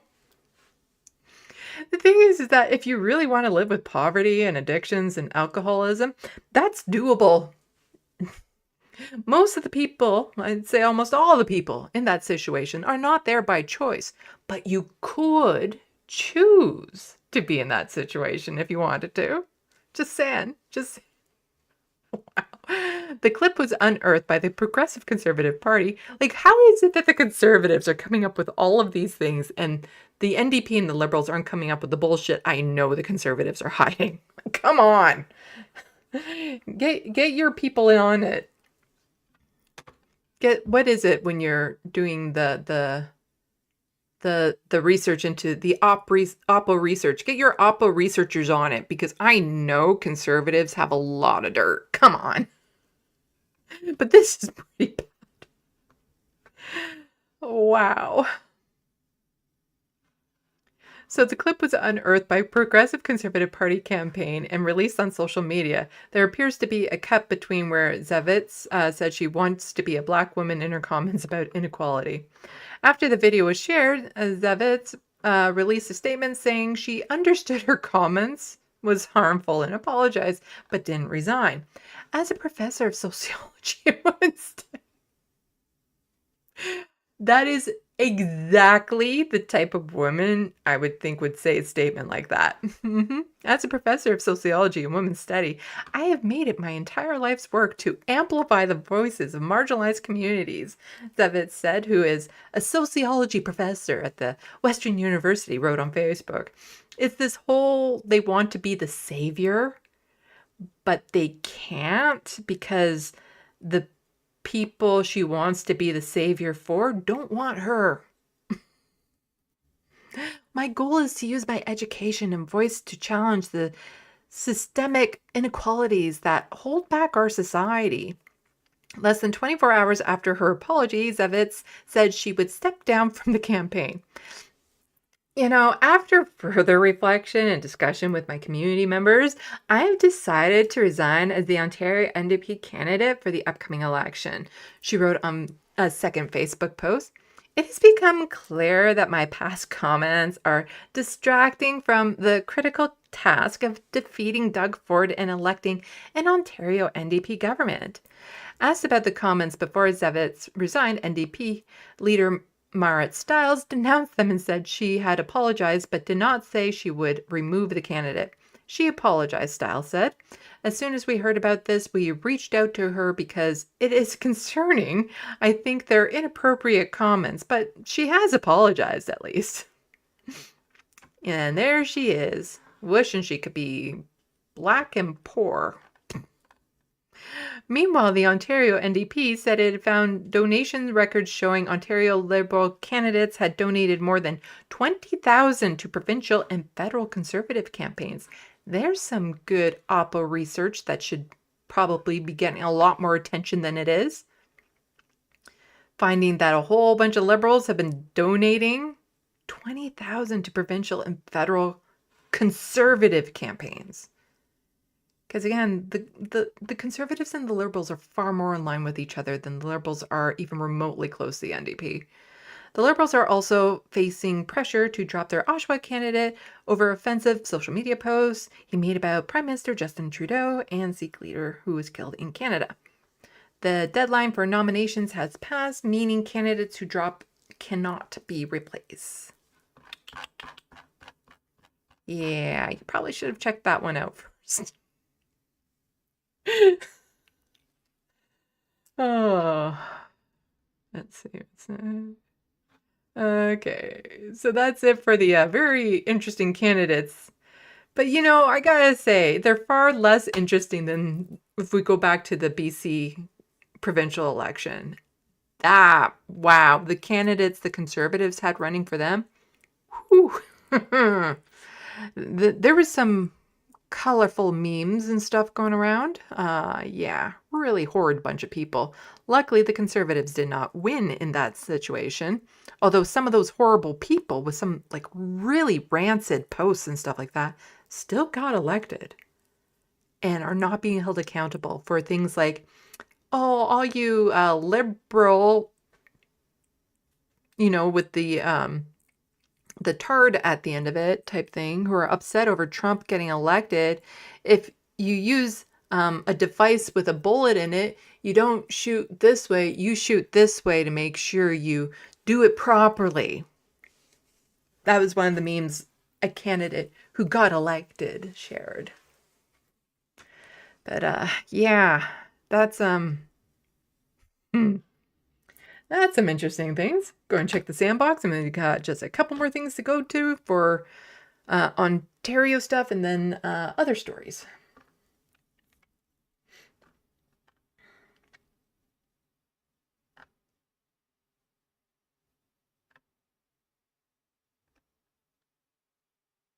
Let's see. Good for Gabby. Welcome to the sandbox. Congrats, Canada, for the hockey.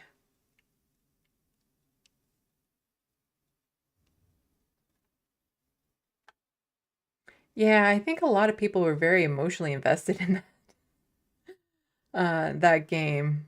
Like, I'm glad Canada won that one. Because it's not so much like we're deserving of it, but I could only imagine what Americans would say and do because, again, this whole joke, because a lot of people are joking that, if us Americans win, then you become the 51st state. Okay, Canadians are kind of done with that. Like, we don't want to hear it. We're not playing along. It's not a joke, and we don't appreciate it. But I could only imagine how bad the Americans would have gotten with that type of statement had the American team won.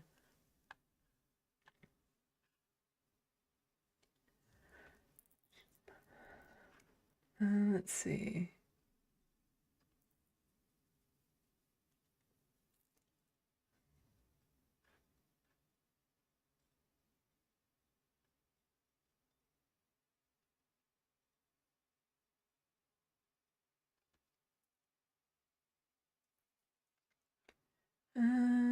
People talking about booing the Americans. And again, it's not so much that they were booing the Americans, they were booing Donald Trump. I just feel really bad for the person who had to sing the Star Spangled Banner. Tomorrow from the 5, YouTube just forced a Ontario PC ad. Oh no. Yeah, I've mentioned it before. And I see people mention that they get ads, but nobody has said directly to me that they want me to stop having ads on my channel. Because I was doing a thing before where I would manually add the ads, but ADHD, I would completely forget.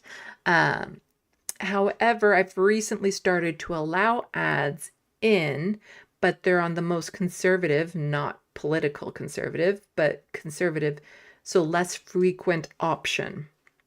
And I did that because as much as I despise ads, and I do, it will help my channel get a little bit more notice if I play ball with YouTube and actually have ads and then they like me better. But if they're too annoying, I'm more than willing to go back to the old way of I'll manually add them and then legitimately and not legitimately completely forget to manually add them.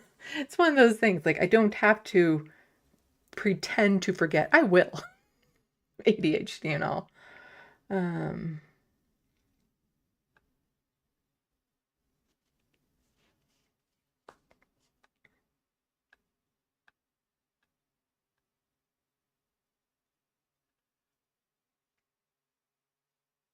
Yeah, I don't know what's going on with my two different computers. So I have this computer here that I do my work on because people are talking about the ads and stuff again.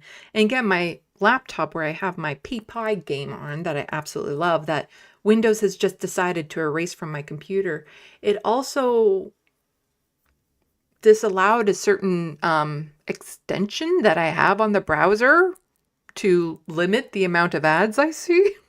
It also got rid of that, but that extension is still fine on this computer. And so I'm still not seeing them so much, but I am. Especially if I'm watching anything on Prime. And like I so viscerally hate ads so much that the instant it comes on, I mute it and look away. I don't even know what these ads are about. Even though I've seen them plenty of times at this point on Amazon. But with YouTube, at least it's not showing the ad. It just goes to the skip ad screen. But still, I'm not getting those issues on this computer, just on my laptop. Super frustrating. because I want to play Pee-Pie on my laptop.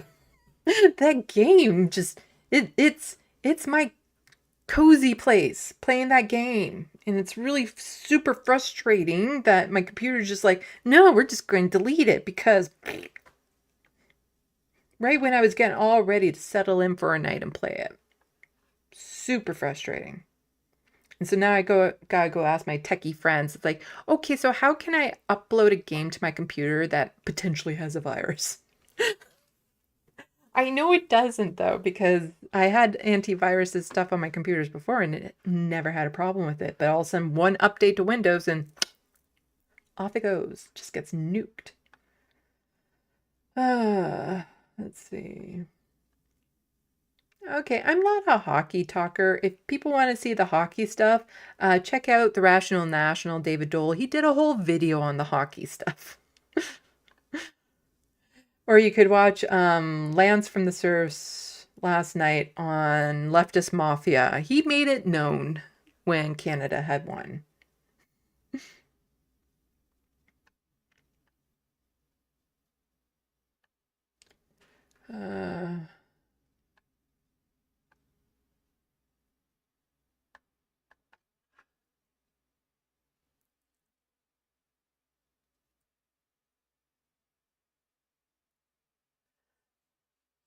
Yes, people, please forgive typos. I have no idea what this is about, though.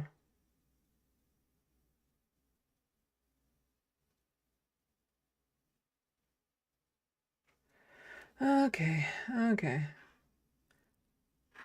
Just a few more stories in kind of like provincial stuff, and then we'll get into some other stuff. And these are just kind of like odds and ends. And I actually have like just a bunch of odds and ends stories that I want to get to. I don't even have that much in the way of federal news to get to right now, because things are kind of quiet in that front right now, because, you know, there's still the leadership race going on. And I think everyone is too preoccupied with the threat of Donald Trump and tariffs and the provincial election to really be paying that much attention to the federal stuff. But just wanted to point out again, so when Brooklyn Wallace was on my channel, she was talking about this, but also it's just good to know that Fair Vote Canada has mentioned that the Ontario NDP has once again committed to proportional representation in their platform.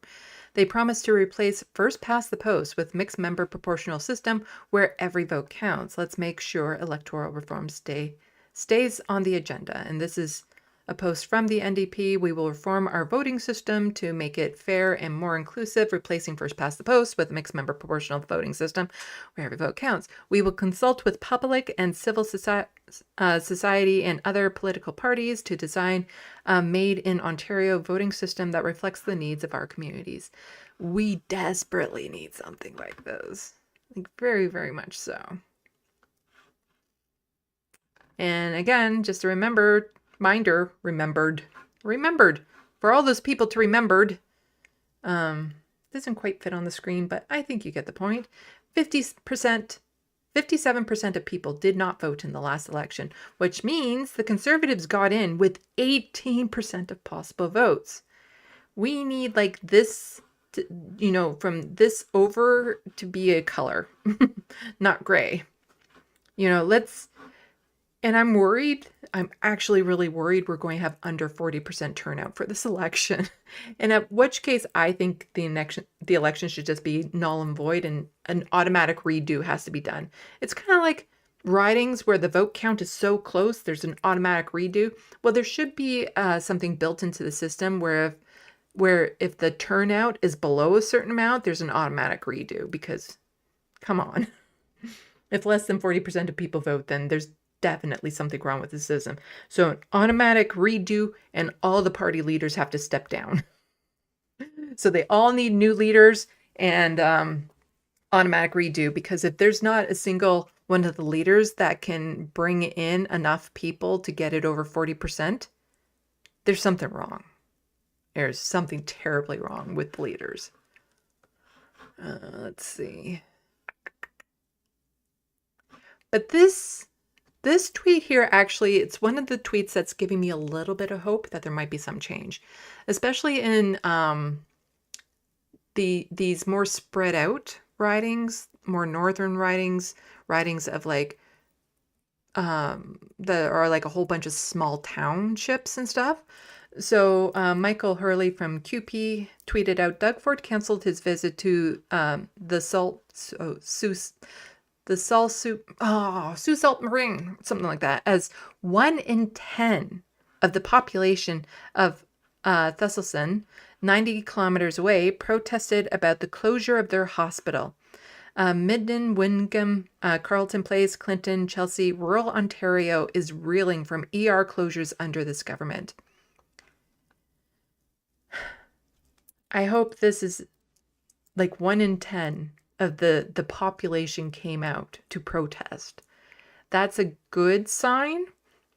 And I think it's just, yeah, people are getting that frustrated. They're getting that upset with, because what do they do? They're in rural areas. What do they do if they have a medical emergency? They have to drive like 300 kilometers to another hospital. It's absolutely ridiculous. And it is just kind of, you can only have a medical emergency in these irregular business hours because, sometimes the closures happen without notice because they just lack staff. It's scary. There's stories of people saying that when they had like a heart attack, luckily the ER was open, because if it hadn't been, they wouldn't have made it. And that should not be a thing in this province, in this country. But a reminder to people who are in the sandbox and watching this video, there's the Stop Vote Splitting Vote Strategy website that you can go to find out who the best option is in your riding to beat the Conservative. So I know in my riding, so I didn't need to use this, but for other people, you might want to. Because I'm endorsing ABC, anyone but Conservative. If the Liberals have a better chance of winning, you vote Liberal. If the NDP has a better chance of winning, vote NDP. If the Greens have a better chance of winning, vote the Green. That's all I care about. Hell, even if the blue, the new blue, they're the ultra right wing, well, then they would just vote with Conservative. So never mind. Never mind. The new blue can go to hell. But also, for people who are interested, I'm going to toss this into the sandbox.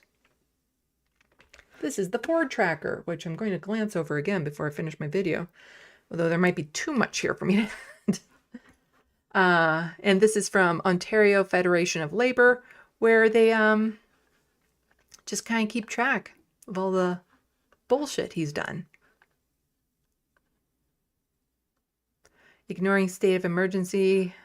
First Nation failed to collect 60 million unpaid wages owed to Ontario workers since 2017. Broke promise on Highway 69 west due to safety concerns. Let's see. Approved the destruction of 800 trees. That was in Ontario Place. Wasted 4.3 million of taxpayer money to settle legal costs in Bill 124 case. Yeah, Bill 124, where he capped the salaries of public sector workers at 1% for 3 years during a pandemic, which would include, nurses and stuff. Let's see. Load more. I want to load more.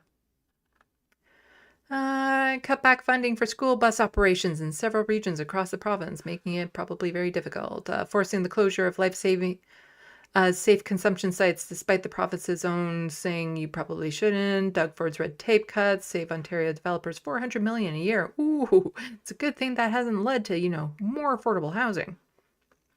So yeah, people can just check this out and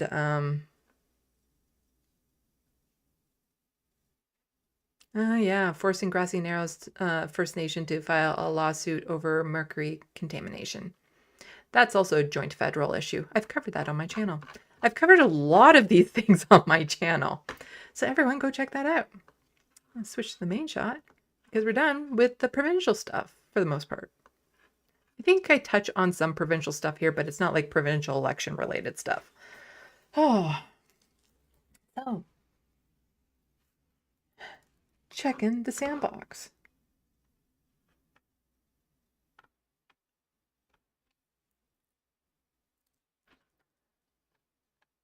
I don't have to go back very far because I was already kind of caught up.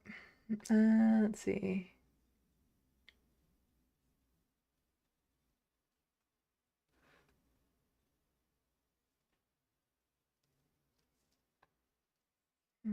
Tomorrow from the 5, 2022 should not have counted. 43% voted. Yeah, only 43% voted. So Doug Ford got in with 18% of the possible votes cast. And yeah, I don't think that should have voted. It was a record low turnout. Like, it broke records. The lowest turnout. The lowest turnout. And I'm worried that this one's going to be even worse. I'm worried that it's going to be under 40%. And yeah, it shouldn't have counted. Like, unless you can get half the population out to vote, it shouldn't count. You know, that's the way I see it anyway.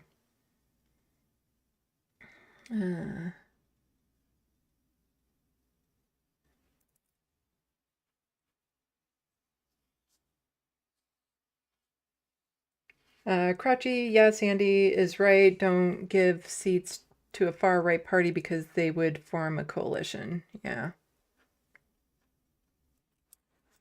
It's like I'm thinking, well, it would take one seat away from the Conservatives so they wouldn't form a majority, but they would just vote with them anyway, so it doesn't matter.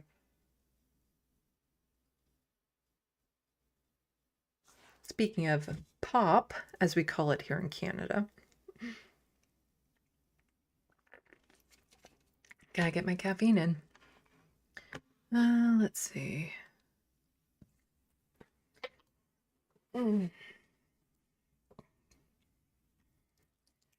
So this is from a while ago, and it's a bit of a tone change too. But it's important. It's not actually from that much of a while ago. But yeah, so I'm going to get into some federal politics and then some stories of interest. And then I'll talk about my book. Because I love talking about my book. So, warning, tone change here. So Leah Gazan, she is an NDP MP, so that is at the federal level. Really fantastic politician that we have. Between her, Nikki Ashton, and Matthew Green, one of them should be the next leader of the NDP. So she says, last week I joined NDP colleagues writing to Prime Minister condemning Trump's plan to ethnically cleanse Gaza, a blatant violation of international human rights. Legislators are legally bound to uphold international law, including the UN Genocide Convention, which prohibits ethnic cleansing. And so here we are writing to you with urgency regarding the reprehensible and inflammatory remarks made by President Donald Trump during his meeting with Prime Minister of Israel on February 4th. His shocking suggestion that Gaza should be ethnically cleansed, coupled with plans to forcibly displace Palestinians and extend American control over the region, are not only deeply immoral, but represent a blatant violation of international law, human rights, and the principles of justice.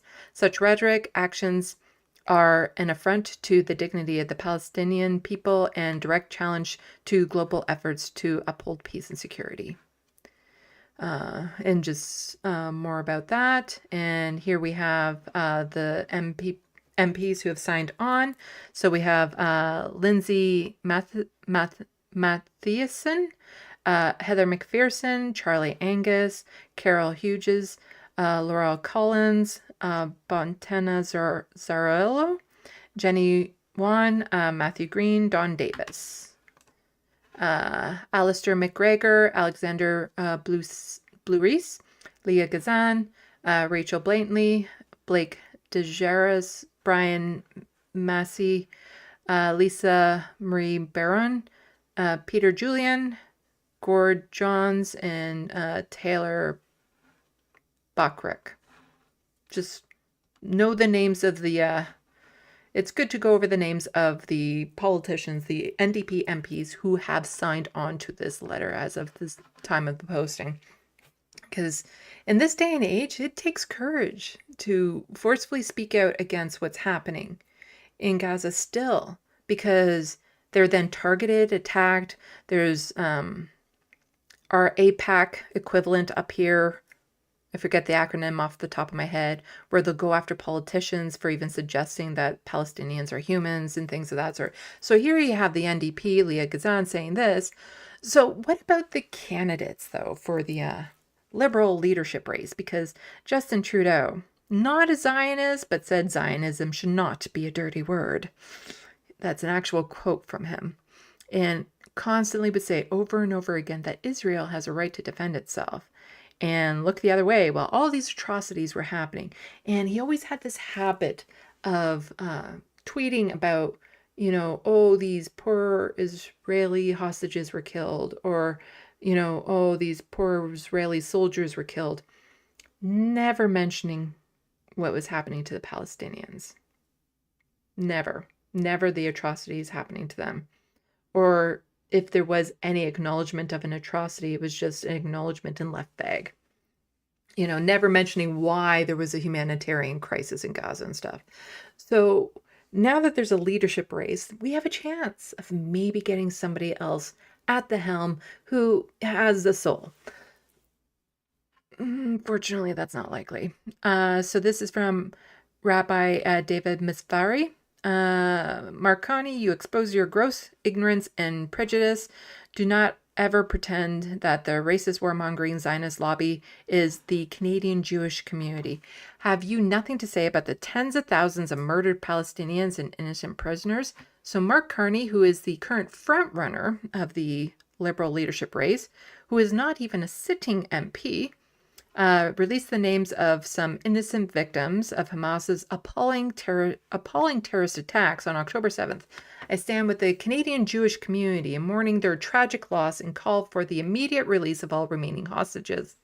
Yeah, no acknowledgement of the horrors the people in Gaza are going through right now. And I believe there's even reports that Israel's saying, well, since you sent the wrong body for one of them, or that's what we're claiming you did anyway, therefore the ceasefire is off. Like, it's a very disturbing situation. But yeah, just talking about the appalling terrorist attacks from October 7th still, as opposed to the appalling terrorist attacks Israel has been inflicting on Gaza.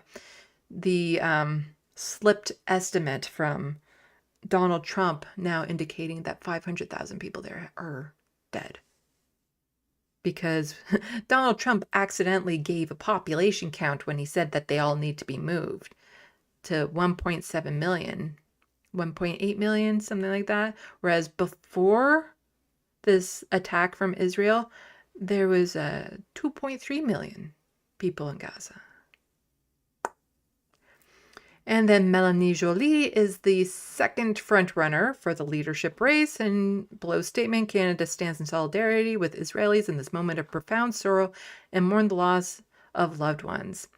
As identification efforts continue, the killing of those people endured, and the ordeal he and others endured since October 7th to Hamas's inhumanity, and reconfirms why Hamas must never have any future in governance of Gaza.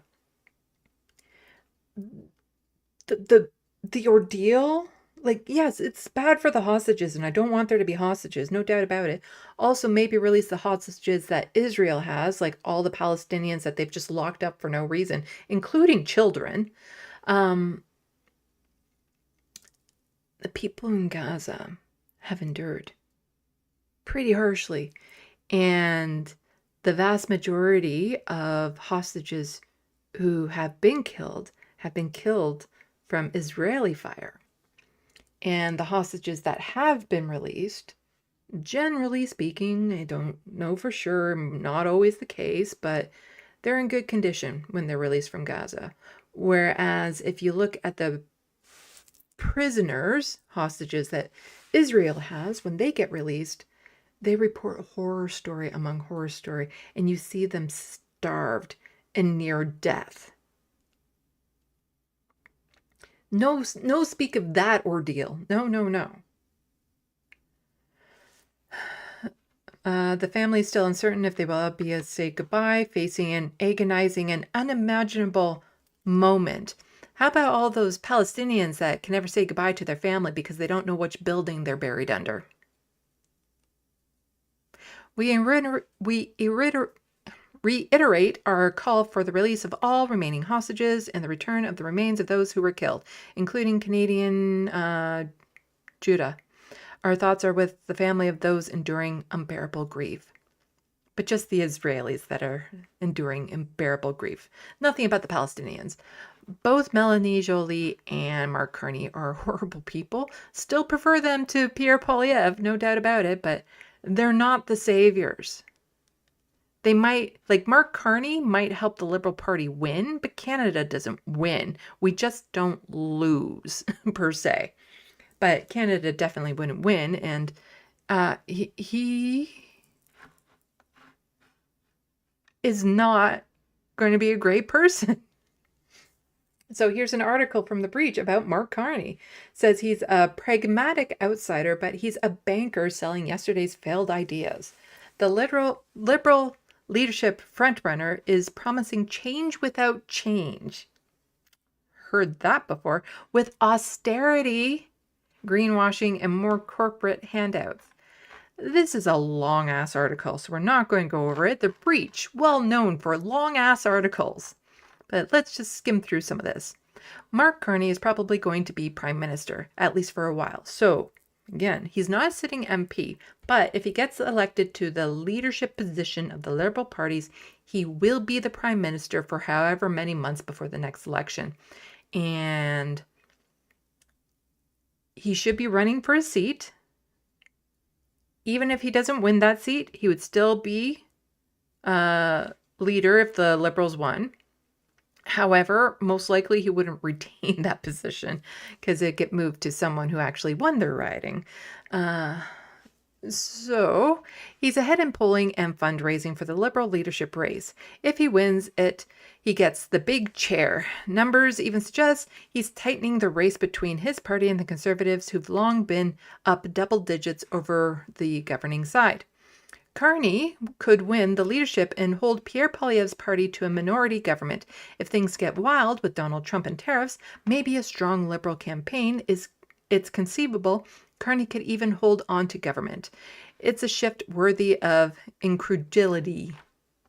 At first glance, and setting aside substance, it looks like Carney was aesthetically the wrong guy for all kinds of reasons, particularly because he's an elite banker facing a population that seemed to be seized with populist anti-establishment anger.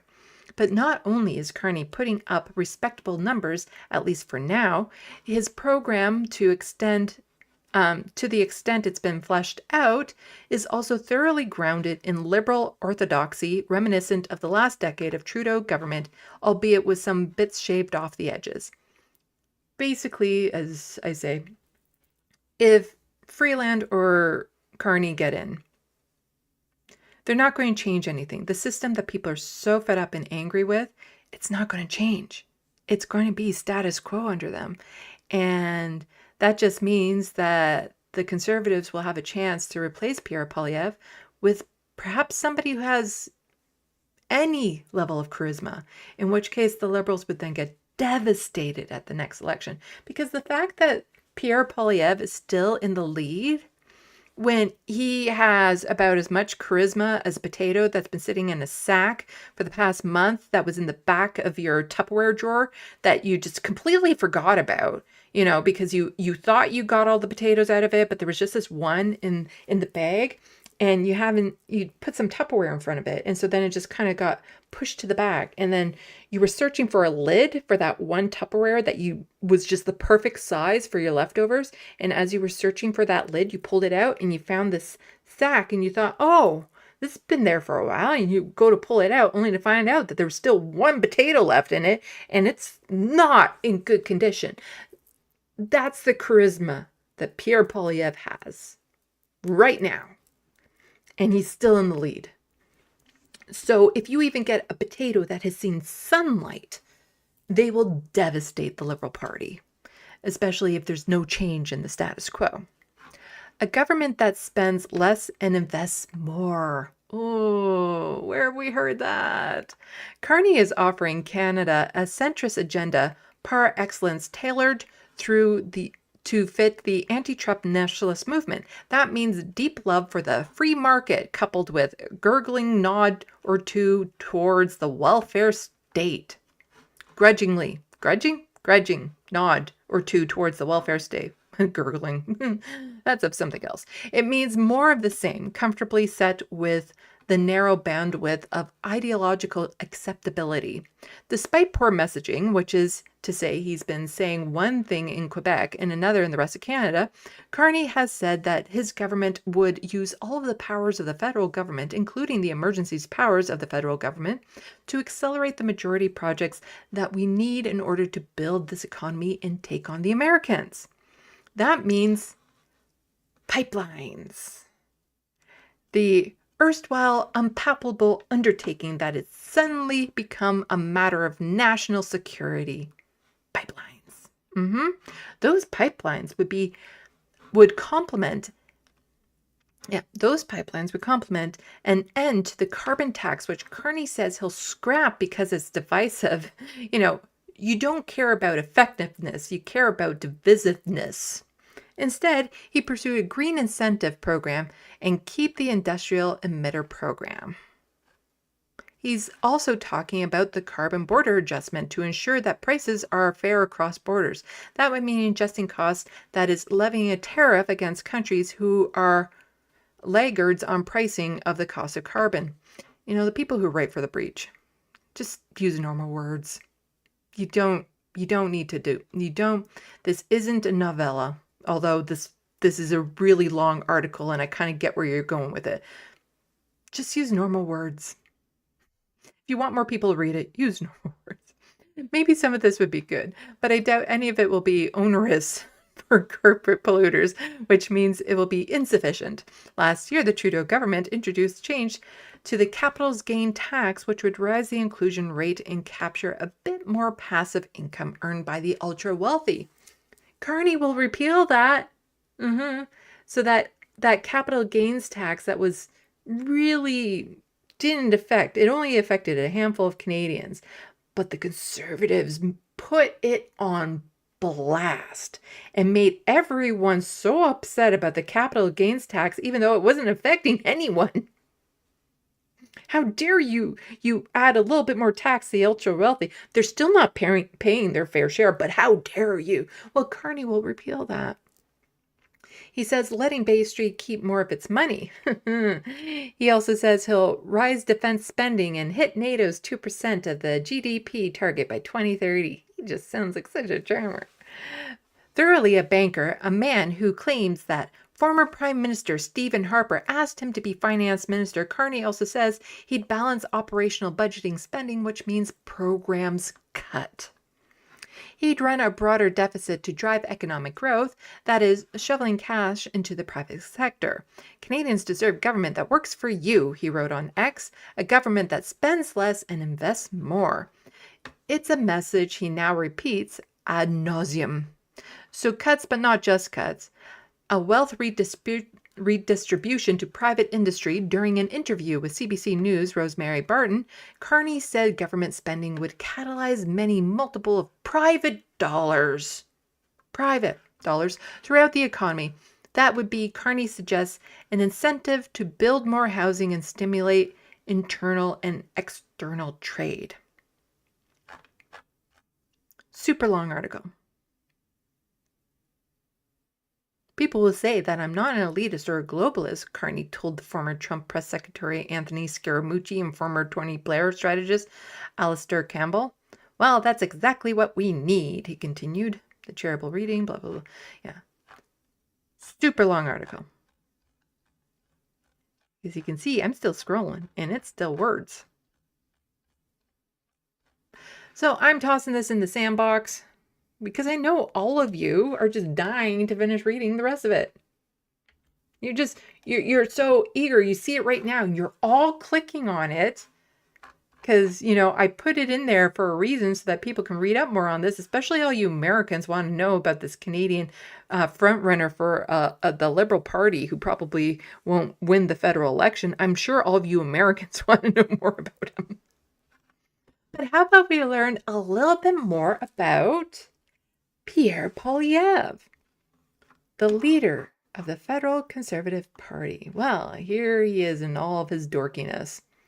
Pierre Poilievre signals plan to extend government subsidies to right-wing media websites. Yay! Conservative leader said he would change Canada Revenue Agency rules designating which media outlets are eligible for government funding. Yeah, that's what we need up here is more right-wing outlets claiming to be legitimate news sources.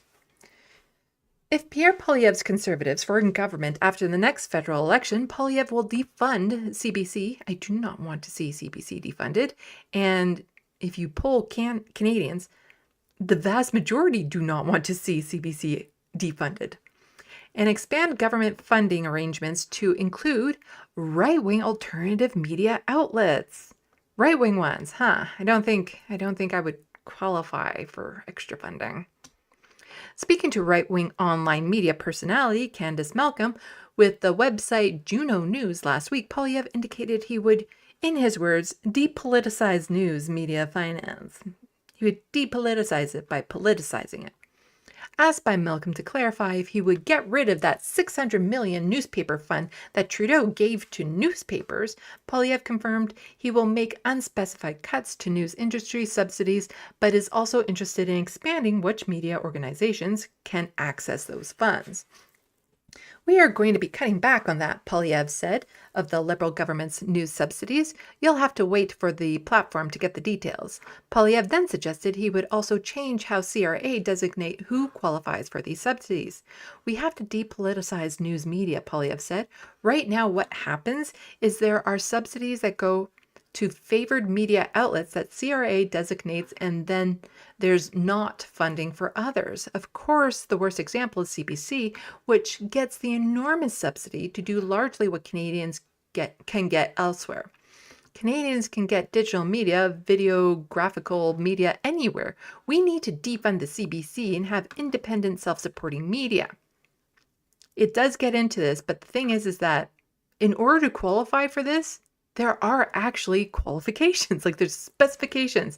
You don't just qualify for it because you send in an application. You have to meet a certain criteria, which a lot of these right-wing organizations do not meet. But let's watch, I'm sorry, I'm going to impose this on all of you, a little video with some Poilievre talking. And remember, charisma of that back cupboard sacked potato. And so just to clarify, would you get rid of that $600 million newspaper fund that Trudeau gave to newspapers? We are going to be cutting back on that. You'll have to wait for our platform to get the details. Okay, because... But we have to depoliticize news media finance, because right now what happens is that there are subsidies that go to favored media outlets that CRA designates, and then there's not funding for others. So, and then of course the worst example is CBC, which gets this enormous subsidy to do largely what Canadians can get elsewhere. Canadians can get digital media, video graphical media anywhere else, and yet they're paying $1 billion+ for CBC to do that. So I think those are examples of where we need to cut, and we need to defund the CBC. And have an independent, self-supporting media that can keep Canadians informed. Yeah. Sorry, just getting a bit chilly in here, so I'm throwing on my hoodie, my Majority Report hoodie. So, yep, that is such an engaging sack of potatoes there. Later, well, on the same line of questioning, Poilievre said he would also believes right-wing content creators and alternative media outlets should be welcomed into the parliamentary press gallery. Yeah, that should definitely not happen. You know what? If they get access, I get access. I will claim press, and I should be able to have the same level of access then. Independent media should be allowed on the precedent. There's no reason why it should be small cabal of government-approved mouthpieces, Poilievre said. The same mouthpieces that will support the establishment, and if Poilievre is in charge of that establishment, they'll support him too. I would love to see a scenario where every different kind of journalist from all backgrounds, of all opinions, is given a chance to report on what happens on the Hill. Yeah, there's a lot of variety when it comes to right-wing bigots. Not all of them hate equally, all things equally. You know, some of them have different levels of hate for different groups of people. I don't think he's talking about people like me, though. I'm just saying.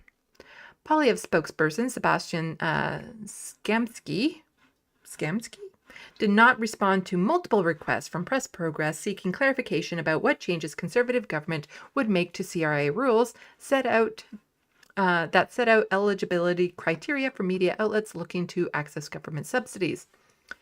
Skamsky also would not clarify if Polyev would specifically extend government subsidies to right-wing websites like Juno or Rebel Media. In 2019, the federal government introduced new tax measures to support journalism in Canada, including the creation of registered journalism organizations, RJO, which are exempt from paying income tax, are eligible to receive donations from registered charities, and are also able to issue tax receipts to donors. To become an RJO under the Income Tax Act, an organization must first be designated as a Qualified Canadian Journalism Organization, QCJO. The CRA spokesperson told Press Progress, the review of the organization's QCJO application are undertaken by the CRA in consultation with blah, blah, blah, blah, blah. Just tell you what those eligibilities are. CRA notes news organizations must meet specific eligibility criteria to qualify, including that more than half of its output be devoted to original news content on matters of general interest and reports of current events, including coverage of democratic institutions and processes. So more than half. You can't just clip other people's show and pop it up unless you're, transforming it in some way. But it has to be original output that you're doing. More than half. Original news content. Currently, some right-wing websites meet the eligibility criteria while others do not. So Rebel Media has been rejected by the CRA and a federal courts on the ground that it does not produce enough original news content, and they were all crying about that too. Like, oh no, they're trying to silence us because we don't meet their specifications. Polyev's interview was part of the launch of a new subscription-based right-wing media outlet called Juno News, named after the beach where Canadian troops landed on D-Day. It advertises itself as a source of daily news podcasts and live broadcasts and blah, blah, blah. While True North's old website and archive is still alive and accessible of True North social media, True North is another right-wing organization. Juno Knows and several True North contributors now identify themselves as being affiliated with Juno. In a public statement posted to its website, True North says it will continue to exist, but says all of its content will not be published on Juno's website going forward. Blah, blah, blah, blah. Now, you see, here's the thing. Like, all these right-wingers love to say that they're being the ones silenced, that they're under attack, that they don't have the same privileges and stuff. But when you see it time and time again, it's the left-wing programs that are legitimately under attack. I have referred to the breakdown several times on my channel. They cover politics in Alberta specifically. So Albertan politics, and they are a fantastic resource. They do a fantastic job. I've shouted them out plenty of times. They're under attack. So here we have coverage of the breakdown being forced to temporarily shut down by court order on CTV Evening News. A popular web series focused on Alberta politics has been temporarily shut down following complaints by a controversial medical supply company. A judge has ordered The Breakdown to stop posting and to delete content following reporting on MH Care and its CEO, Sam Maraish.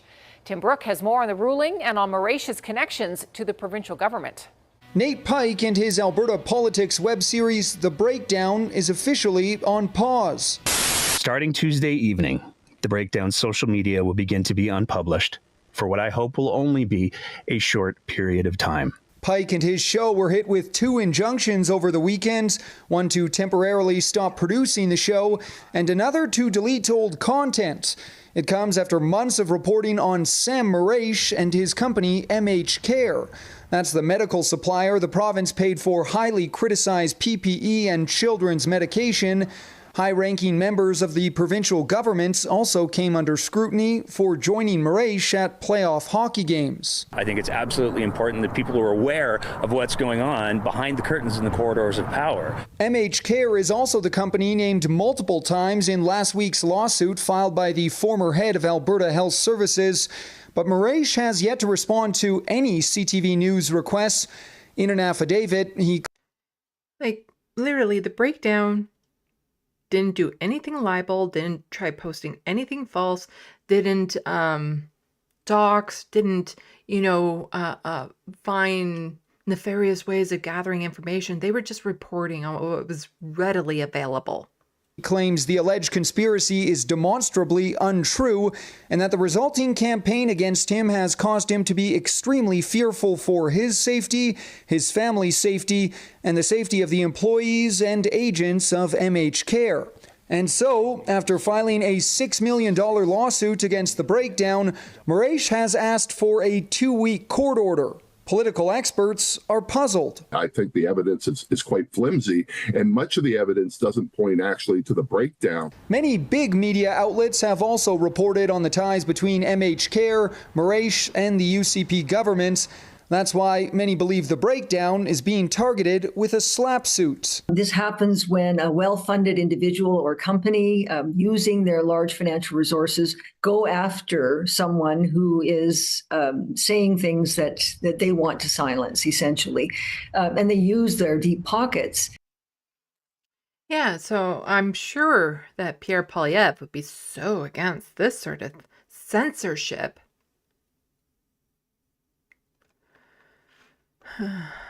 So we'll go back. I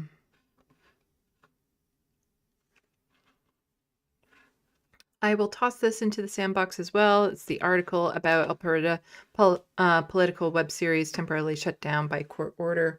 Because if you can support the breakdown, please do. Because like I said, they are a fantastic organization. They do fantastic reporting. Let's see if there's anything else here.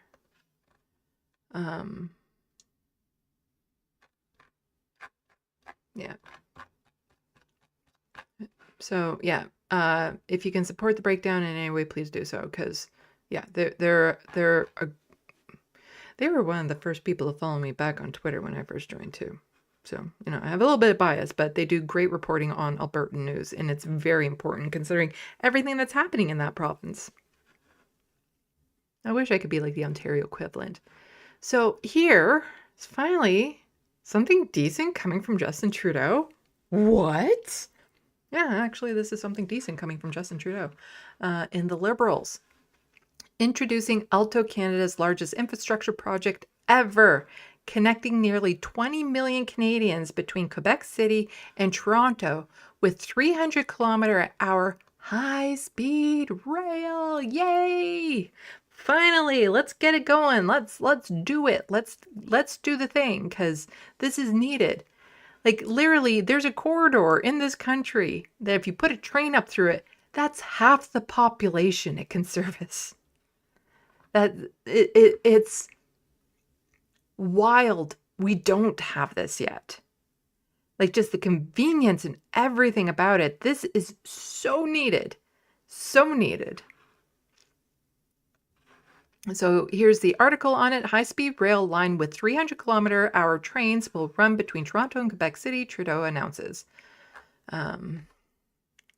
The Liberal government launched a 6-year, $3.9 billion design.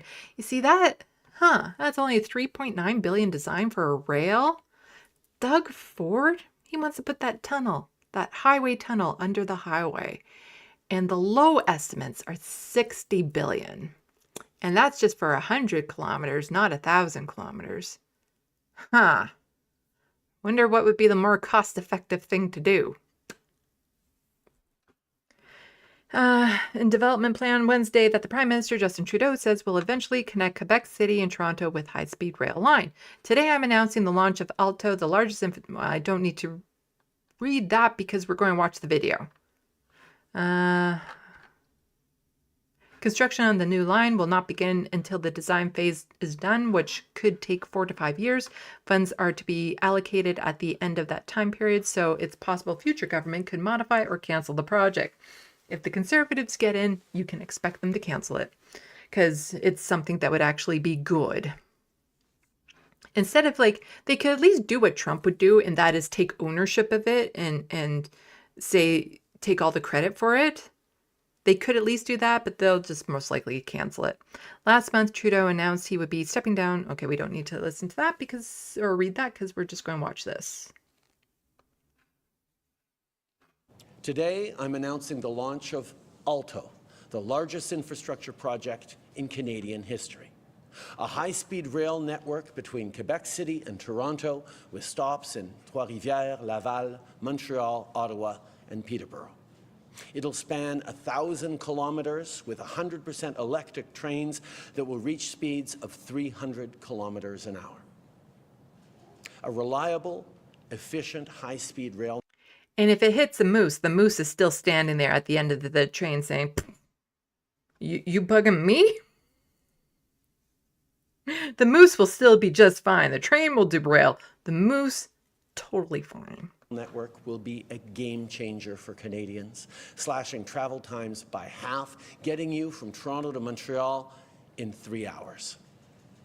It'll stimulate our economy, strengthen the bonds between cities and our 2 most populous provinces, and reduce costs for businesses while improving their productivity and competitiveness. It's been years that we've been hearing this, as he mentioned. I think it goes back to Prime Minister Chrétien, perhaps. What makes this announcement different today? Yes, that is a warning that I usually have about the Liberals, is that they're very good at announcing announcements and promising promises. So yes, he is announcing it. Whether it goes through or not is all up in the air, but it's a good start. The announcement is a good start. Just we need to see the follow-up. So I want this to happen. I won't hold my breath on it.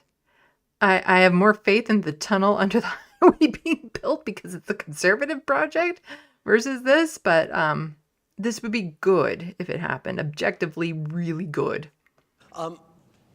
High-speed rail connecting connecting Quebec City and Toronto has been talked about, as you say, for decades now.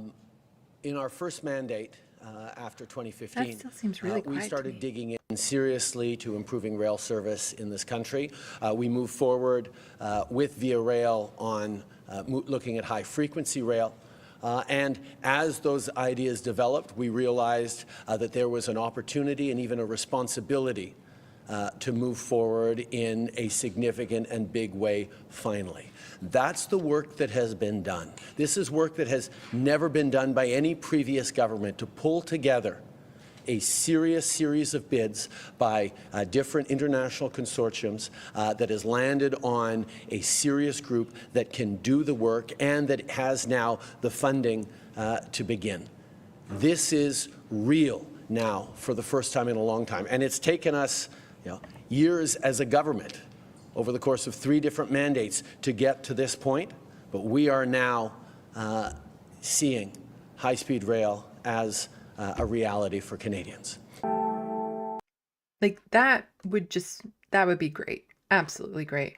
Yeah, I don't really need to go over the rest of this.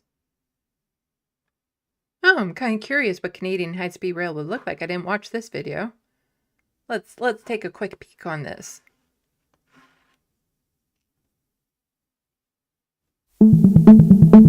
Ah, crap. Music. And no subtitles. Okay, so we're not going to take a quick peek at this.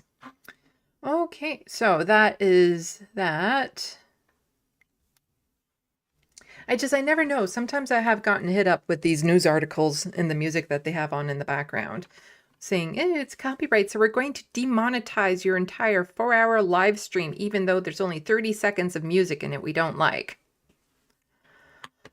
Well, another kind of one-off story that I have that I thought would be good to go over is the police state and how it constantly loves to expand. And there was that uproar when grocery stores put in barriers so you can't just walk out, like there's gates and stuff, which is just a horrendous idea. There's an emergency, a fire, and people are trying to push their way out, especially if you use any sort of mobility device to get around. Those barriers are very problematic. And it also just makes you feel like you're going into like a prison cafeteria in order to get your groceries and stuff.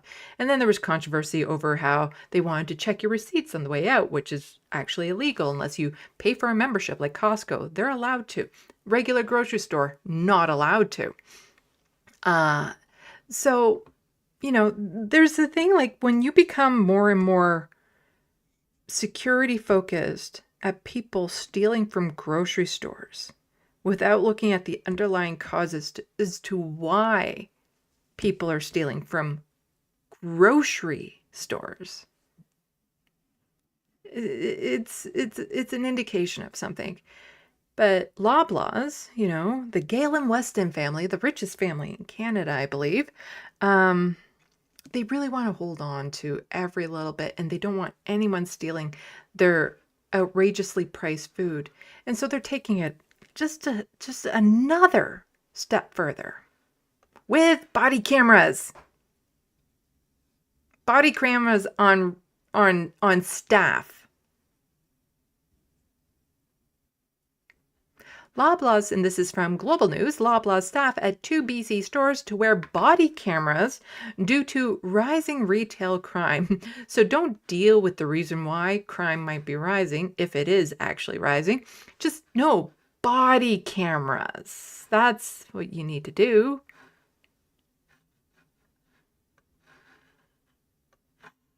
Store on Gladwin had a range of reactions when they heard they may be captured on camera the next time they shop for groceries.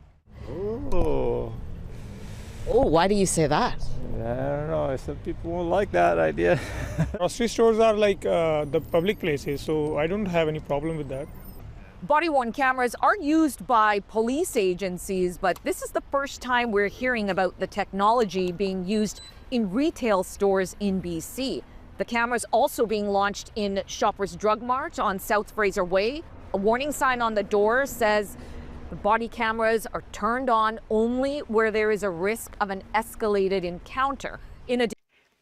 I wonder if you were to start compiling the footage, when the body cameras get turned on, if there's like a pattern as to who they get turned on for.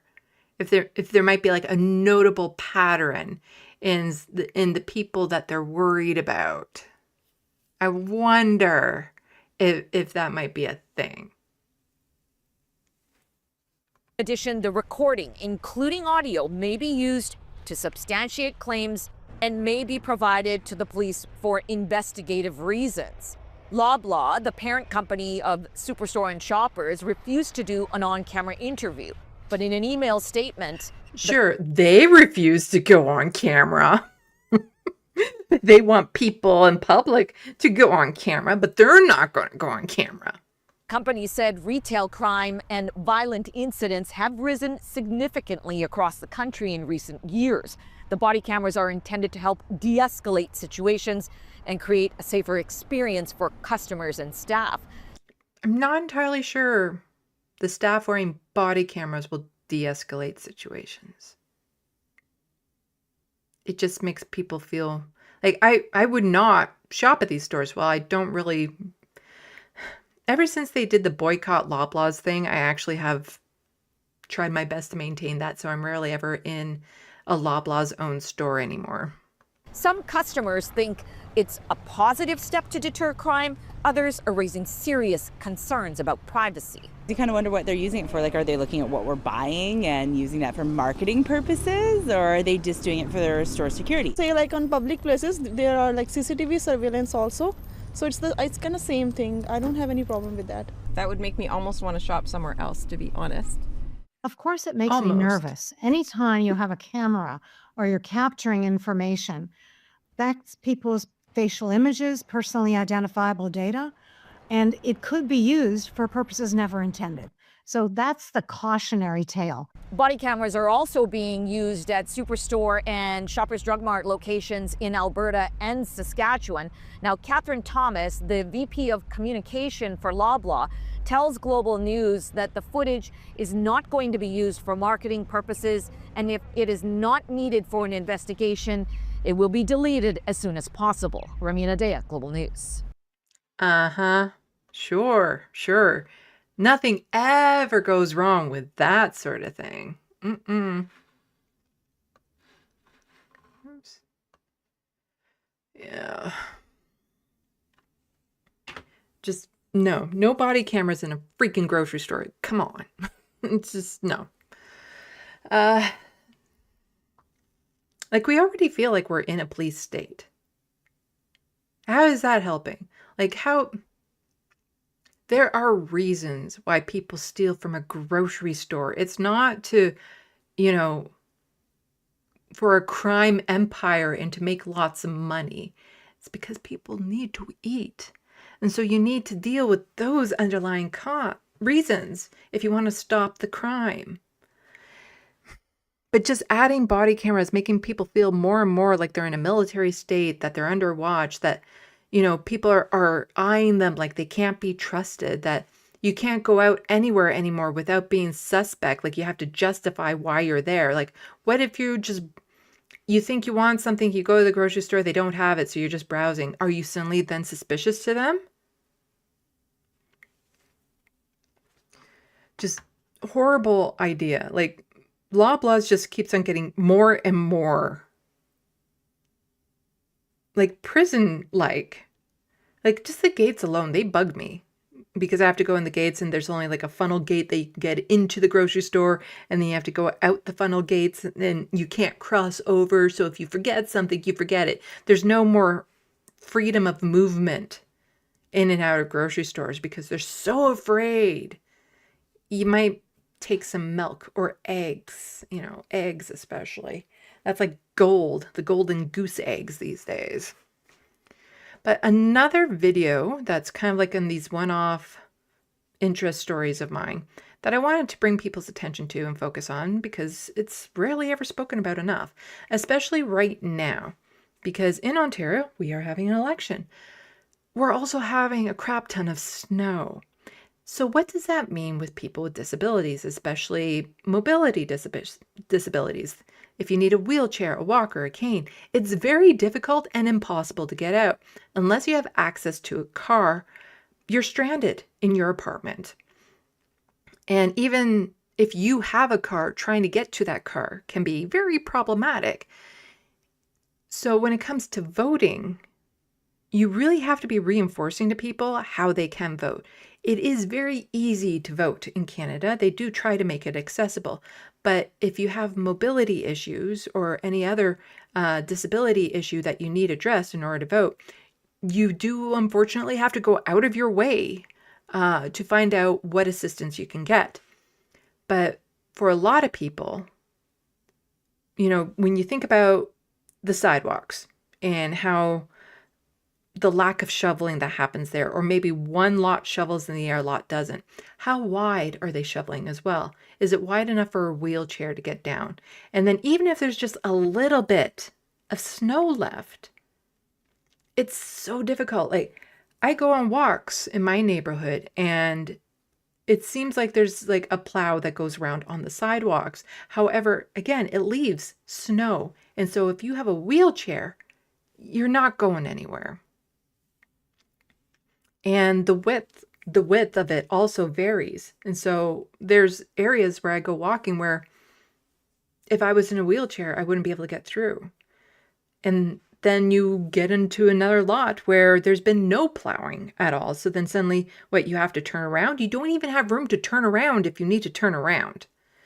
But this video just brings attention to it. And I thought it's important to share these types of things and these struggles to let people know that this is a real issue. It's horrible being disabled in the middle of winter. My autonomy goes down always like crazy. But then... So this is in Montreal, but, just translate this to Canada, to Ontario. And when you get a storm like this, I mean, you know that you're pretty much stuck at home. Getting around Montreal after back-to-back snowstorms can be difficult for anyone, but especially those with reduced mobility like Paralympian Allison Levine. On Tuesday morning, it was a little bit of a mess for her to leave home and get to an appointment. It's frustrating because, being disabled has its problems when it comes to getting around in general. So a lot of the times, yes, you are legally required to clear the snow and stuff, but they never say to what specificity that anyone can then just be able to travel on your property. Also, what happened to the college and university campuses around here was they actually had to fight to get the ramps and stuff cleared of snow sooner than what they were, because they were usually the last thing taken care of. And they had to point out one of the most obvious things possible as to why it should be a priority, in that, well, they were clearing the stairs and stuff. But the thing is that people in the wheelchairs can't use the stairs. However, able-bodied people who can walk can use a ramp. So why not do the ramp first? Because then people using wheelchairs and people who can walk can both use the ramp. And then you just add snow on it and you feel very helpless. Levine is a 3-time Paralympian in the sport of boccia. She said the tough snowy conditions canceled her training on Monday. I'm going back tomorrow, hopefully. The coaches are very flexible and knowing that we obviously have a lot more limitations than the average athlete, but it's frustrating that we can't do what we love. We can't do our jobs. We're stuck. We can't go out. I won't be able to go out until at least Friday. Sandra Malloy lives in the same building as Levine, among the 15 residents with disabilities there. Her and her husband, Marc Bayargent, who is blind, rely on adapted transport services. Yesterday we had an appointment at the doctor at help me out, Sandy, Lachine, because I had surgery. We couldn't go. Myself, I'm going into chemo treatment, so we have to miss it. And it's not good for our life. It's not good for our health. Linda Gauthier of Rapplique, a Quebec-wide organization that supports and assists people with disabilities, says pickup zones for paratransit buses are often full of snow. They put the snow, they dump it in our spot, So, we don't know where to board. When people start digging themselves out and start dumping snow on the sidewalks, because then whatever the city did, they completely block our paths and they don't realize that just a little bit of snow can have a great impact for people with reduced mobility. Levine's mother shoveled her path so she can get to the street. Obviously not the safest, but we did it. That's what counts. The city of Montreal is asking citizens to pitch in. Shuffle from the entry to the... Yep. That's what people have to do, is they have to, pick up the slack of what the cities and the provinces should be doing. The street in order to help senior citizens and people with mobility issue. We know it's going to be a rough ride for everyone. Hopefully we'll have it easier in a few days. In Montreal, Alicia Rubert. So, yeah, to me, that's important to cover, because it's rarely ever, people living with disabilities, our issues, our needs, our accessibility is rarely taken into account for a lot of things. So another thing I wanted to touch on, and this is part of the reason why I'm still on Twitter, because on Twitter, I find out about stories I wouldn't have found out about otherwise. And the thing about Canadian news is they were saying that nobody was reporting on this particular report that just came out. So I Googled it and I found that there are reports from news outlets on this report that came out. The problem with a lot of Canadian news is that it's there, but you have to know it's there and search for it. These important stories. They won't just find you. If you browse on their website, you probably won't even see them. You have to know they're there first, which is kind of backwards, because this is an interesting report that I think should get a lot more attention especially considering that Doug Ford, one of the first things he did when he got into office here in Ontario was cancel the Basic Income Pilot Program. But here, the report has come out that Universal Basic Income Program could cut poverty up to 40%, says Budget Watchdog. PBO estimates most of costs could be recouped by cutting other social supports. The government's fiscal watchdog says guaranteed basic income program at the federal level could cut poverty rates in Canada by up to 40%. In a new report, the Parliamentary Budget Office, PBO, says that a Canadian family in the lowest earning group could expect to receive an average of $6,100 in annual disposable income through such a program. Higher earners could see their income drop because of changes in the tax system to implement the basic income support. The report says introducing a federal basic income program would cost up to $107 billion in 2025. But the PBO also assumes that no other social supports would be cut to implement the basic income, resulting in the net cost of the federal government of between $3.6 billion and $5 billion, depending on the exact model and family definition. The PBO's analysis is based in Ontario 2017 Basic Income Pilot Project and uses its foundation, the nuclear family, any unit consisting of individuals and possible spouse or common law partner plus their children under 18. PBO said this definition has flaws since one dwelling can house multiple nuclear families if older generations or adults' children are living there. More modest impact with cost of living increase. Wednesday's report updates a similar study from 2021 and includes analysis from Economic Family, a unit that encompasses all relations by blood, marriage, or adoption living in the same dwelling. Under that definition, the cost of administrating the program would be cut by more than half to $53 billion in 2025, before taking into account any changes in the tax system and social supports.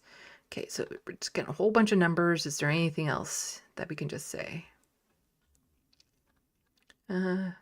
So this finding suggests that more families are now classified as living in poverty, according to updated official rates, highlighting the growing challenges of meeting basic living standards, the report said. Under the economic family definition, Manitoba would see the highest reduction. Okay. Anyway, Liberal Party leadership candidate Karina Gould pledged last week that she would begin the process of establishing a basic personal income within a year if she wins the top job. She is my preferred pick for the leadership of the Liberal Party. It's probably not going to happen because she has at least said something along the lines of, you know what, we actually didn't listen to the people, which is giving more ground than the other candidates. But as somebody who was a champion of the basic income program, who tried several times, Leah Gazan, who tried several times to get it passed federally, Karina Gould voted against it. So take that with a grain of salt. Also, she would have had to. Because if the Liberals were voting against it, she would have had to. So it's a whole bunch of mix. I would like to see her in the leadership position. Probably not going to happen. But, you know, surprising no one, it would help. It would cut poverty by up to 40%. Imagine that. Basic income would do that. This one I just thought was a silly story that I wanted to cover because this guy's an asshole. So Brian Lilly, who is a political columnist for the Toronto Sun, I write about federal and Ontario politics, sometimes other stuff. I tweet about ND football and movies. He's an asshole. So he is such an entitled, privileged prick. Like, just so entitled. Because here he is. Hey, Uber Eats, I paid for fast delivery. It took an hour. The food is cold. Your customer service site doesn't let me submit anything. Why am I paying you extra money for people who don't bring my food directly to me instead of riding a bike all over town in the freezing cold? You see, he's not mad that this poor person was riding their bike in town in the freezing cold. He was mad that his food was in the freezing cold, so that his food is cold. He doesn't care about the person at all. And so Keto Grill and Bakery said to him, "You do realize a human just rode a bike around the cold trying to bring you a sandwich." And then Brian Lilly is like, "I didn't realize he would do a tour of wider neighborhood after I paid for fast delivery." The thing is that tour of the wider neighborhood was probably other deliveries, also probably by people who paid for a faster delivery, and he was just later on in the queue. But also what makes this even more stupid from him was he hates bike lanes. So he had tweeted out, "Rip them out already. The government moves to start pulling out bike lanes on Bloor Young University with more to come. Same people sing hallelujah and cyclists gnash their teeth." Yeah. So he wants his Uber Eats. He wants it fast, even in the freezing cold when there was a freaking snowstorm. He wants that sandwich, but don't you dare put any more bike lanes. In fact, take away those bike lanes even more. You don't, yeah, no. It's basically they want you to use a sled dog if you have to, in order to get his food to his door on time and warm. So the best way to keep it warm would be put it under your ass while you're biking. And that's a suggestion for anyone else who might need to go and deliver him food. Just keep it under your ass to keep it nice and toasty warm. What an entitled, privileged asshole. Remove the bike lanes. Deliver me sandwich. I want a sandwich right now. But it's just, does it surprise you that this guy writes for a right-wing magazine? Like, really, any shock there that he writes for the Toronto Sun, which is a right-wing media news publication? Like, just the audacity of him. My food was cold. Yes, I know there's a snowstorm. What, he got frostbite, did he? Well, maybe he should have wore gloves. Doesn't matter, he can't afford them.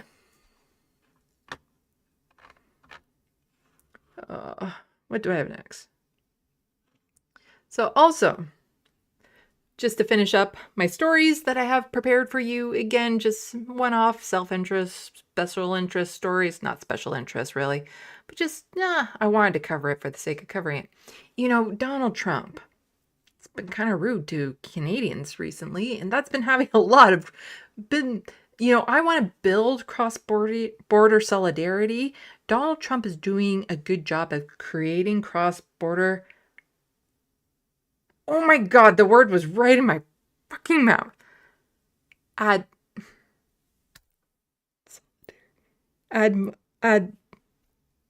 Read my mind, Sandbox. It's not aversion. Animosity? That's not how you say it. Animosity? You know the word that I'm trying to say right now, but I'm tired. Animosity? It's not animosity. God damn it, what's the word? Atomosity? Is it atomosity? I'm trying to build cross-border solidarity. Donald Trump is building cross-border atomosity. That is not animosity. Animosity is the word that I'm looking for. Thank you, Sandbox. I am trying to build cross-border solidarity. Donald Trump is creating cross-border animosity. And it's showing. It's showing. Canadians are getting mad. How mad? New poll says 27% of Canadians view the United States as an enemy country now. A new poll suggests, and again, I'm not a fan of polls, I just find this funny.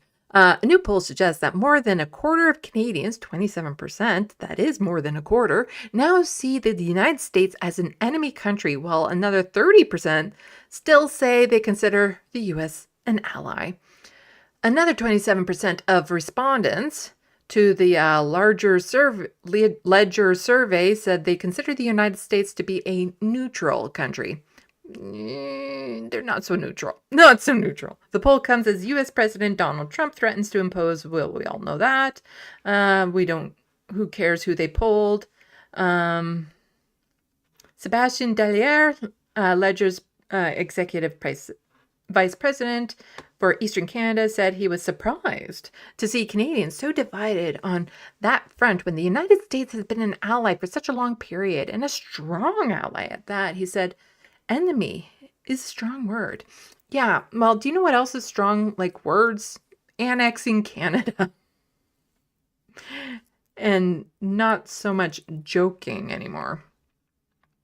The responses basically speak to the level of animosity. Oh my God, the word is right there.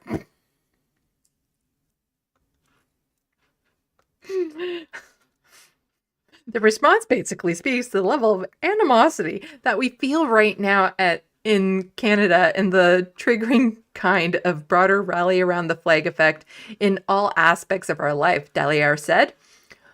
Only 1% of Americans told Ledger that they consider Canada an enemy country. Ooh, with all of our scary socialism and communism up here. No plastic straws for you. We're an enemy. Well, 56% say they view Canada as an ally. An overwhelming majority of Canadians dislike Trump. 74% of respondents say they have an unfavorable view of U.S. President Trump. It'd be nice if those 74% were also like, you know what? Pierre Poilievre and Doug Ford, they're kind of on the same team as Donald Trump, so maybe we shouldn't vote for them. It'd be nice if they actually connected those dots. It's hard to get more consensual result. It's not consensual. I am too tired when you ask questions like that. No, it is consensual. That just sounds so wrong. Hard to get consensual results when you ask a question like this. Yes, Canada, do you consent to being annexed by the United States? I don't know if I'm reading that right. I'm too tired and my dyslexia is going haywire. 7% said they didn't know enough about Trump to offer an opinion. While only 13% overall said they had a favorable opinion of him. Who are those 13%? You can just go down and just move. Be one of those illegal immigrants down the States. Yeah, just go. If you like America so much, just go marry them. The number is higher among conservatives. Party supporters, 27% said they have a favorable view of Trump. Not shocking, compared to only 5%. 5 and 7% of Liberal and NDP, blah, blah, blah, blah, blah. We don't need to listen to that. But the last thing that I wanted to share with you guys is after the hockey game where Canada has annexed now part of the United States, because apparently those were the rules before the game was set. Because according to the Americans, if they won, Canada would be annexed. So, since Canada won, I'll take New York, maybe Seattle. Yeah, something like that. Anyway, there was this picture floating around. I'm like, I kind of like it. It's a good, I like it. I like it. It's this picture. It's goose versus eagle. Who would win? Who would win that fight? Because you think the eagle has the talons and stuff like that, but the goose has the attitude. Like the Canada goose, even in this, is like, you're gonna find out, huh? Eagle about to find out. Like, that's the goose right there. You gonna find out. Find out. You're finding out right now. We're in find out mode right now.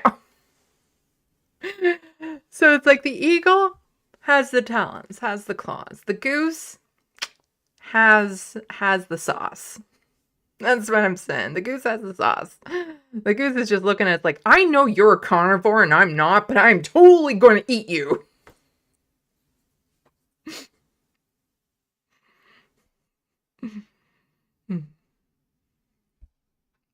Take that with my vegetarian beak.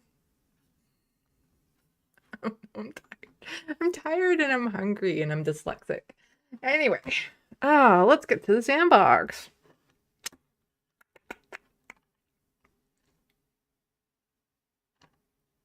Hello, Bad Lefty. I'm going to scroll up nice and high. Oh, did I already cover this stuff? I'm really hungry. I had dinner, but I woke up early. I got jam for the first time in a long time because jam is like really expensive. So I might have a peanut butter and jam sandwich when this is over. I scrolled up too high.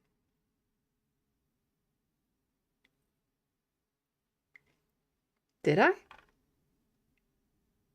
Or do all the comments just look the same?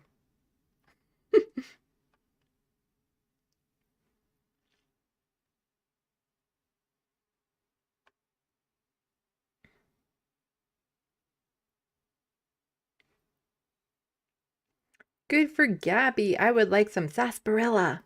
I don't know why that got brought up. It's a drink. I'm not familiar with it. I know the name. I know the word. It's not me.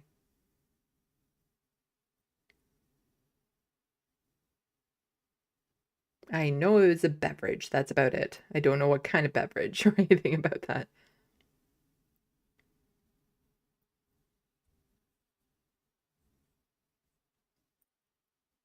Well, at least you're talking about drinks and not food because I'm really hungry right now.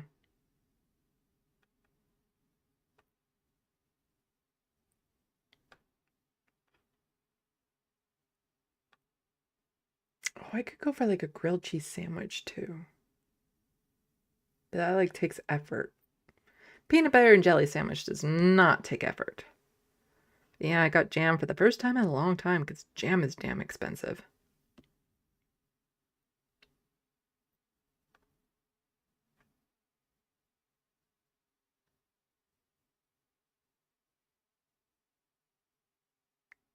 Jet, Dark Sandy has entered the chat. Huh. Feeling chilly? Hug a kitty, says John Davis. Well, they have to actually come in the room. Hello, Igloo. Literally some censorship, but where's the conservative outrage? Talking about the breakdown article.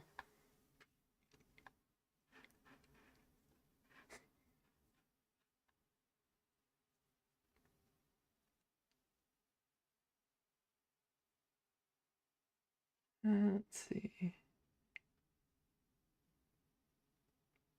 Looney Tunes 9000 seems surprised by the train. And Igloo says, trains, let's go. And Jet, train enthusiasts rejoice. John Davis, save the environment, take a train. Yeah. No, I really like it if that happens. Timur from the 5, ha ha ha, fucking moose. Yeah. The moose would totally look that train down like, you coming for me? Coming for me. There's just something about the wildlife here in Canada that they just don't give any fucks. You know, the goose, the geese, the moose. You know, they're just like, you want some of this? You want some of this, huh? And then the polar bears just eat you. Gunstroke the Cybertonian. Better the train than a plane in the U.S. You also get a lot of derailments down there, I'm just saying.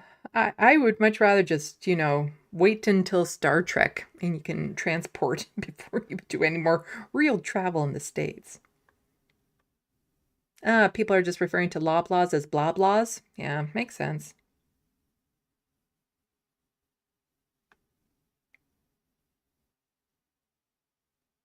Timur from the 5. I hate that I still rely on No Frills. I do most of my shopping at Freshco. Yeah, like I don't get mad at people for still going to certain grocery stores because a lot of the times it's about accessibility. Are they in price points you can afford? Are they in locations you can get to? Like it's hard when you don't have money to boycott certain things. I've left to boycott Amazon.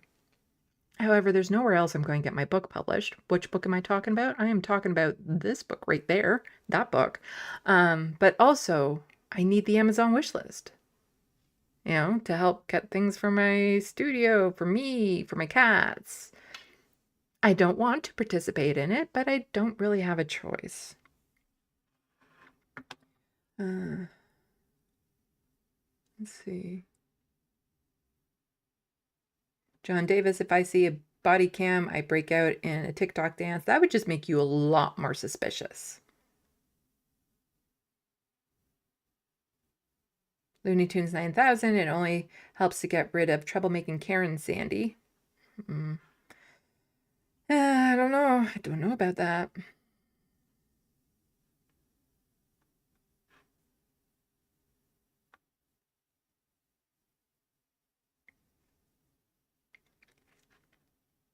Tomorrow from the 5, independent superstore is a bit like Costco, just from a bulk buying perspective. I might break down and go to a superstore after Easter. Easter is my favorite candy holiday. And they will occasionally still have things on sale after, when a lot of the other stores have cleared it out. And that's when I like stock up on my chocolate, like the mini eggs and stuff like that. Oh my God. Last year I scored big with the superstore, and they had like the big bags on for like half price, and I got so many of them, but they last me for months. I don't eat through a lot of them. Like I don't binge eat sweets. I get a lot of them, but I don't binge eat them. So it works out. It gives me something to nibble on for a long time.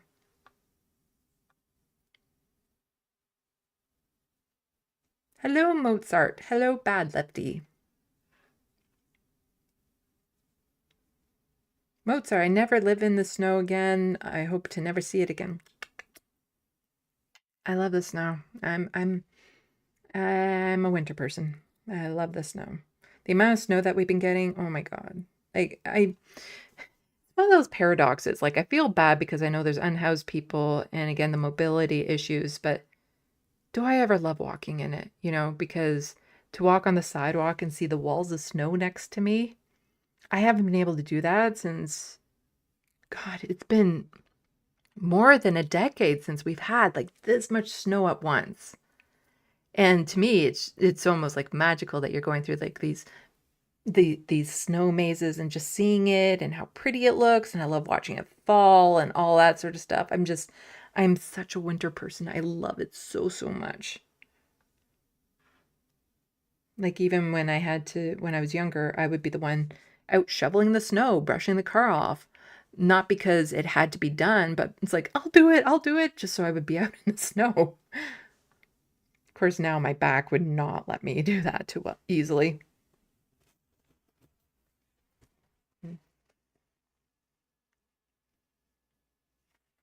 Let's see.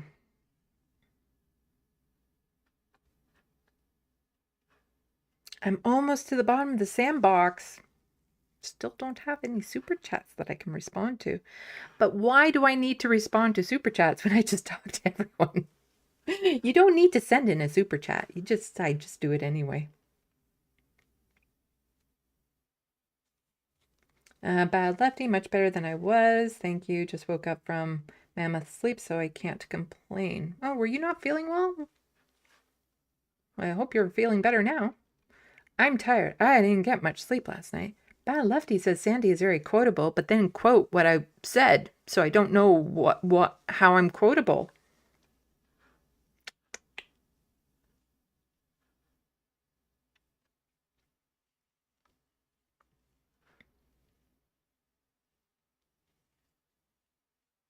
And everyone knows that I wanted to say animosity, but I was saying something that totally was not animus.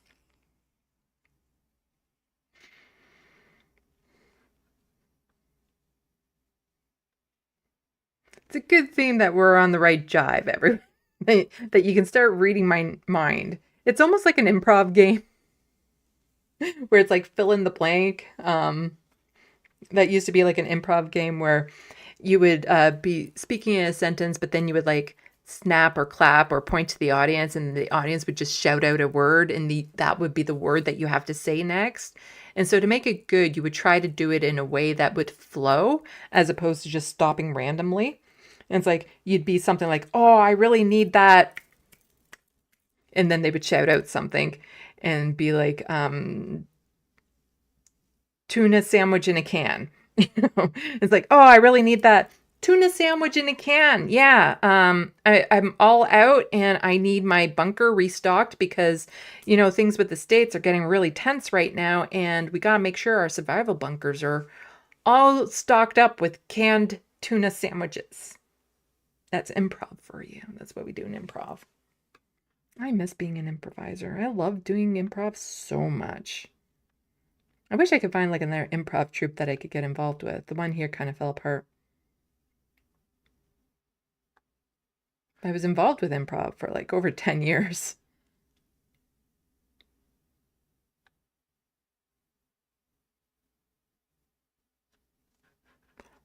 Oh my God. I'll get down to the super chats as soon as I get to the bottom of the sandbox. Thank you. All I have to do would be like, I haven't gotten any super chats yet. Oh, no, I understand, Now people are, Jet says, I brought sarsaparilla up.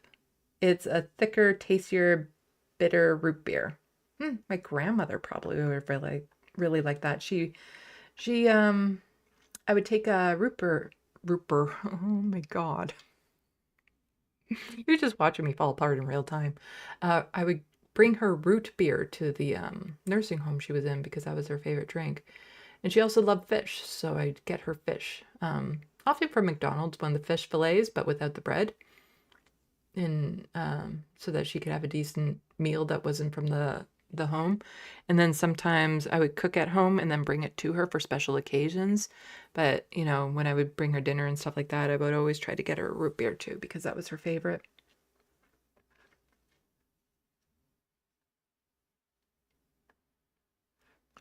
Yes, the Wild West. Fook a boot and find out. Hello, Carrie. Goose, they are super mean. Yeah. I've had geese hiss at me. I haven't been outright attacked, but I've been charged by a goose. Like, not charged as in like they're the police, but they've like come at me because I wasn't paying attention and I got too close to them.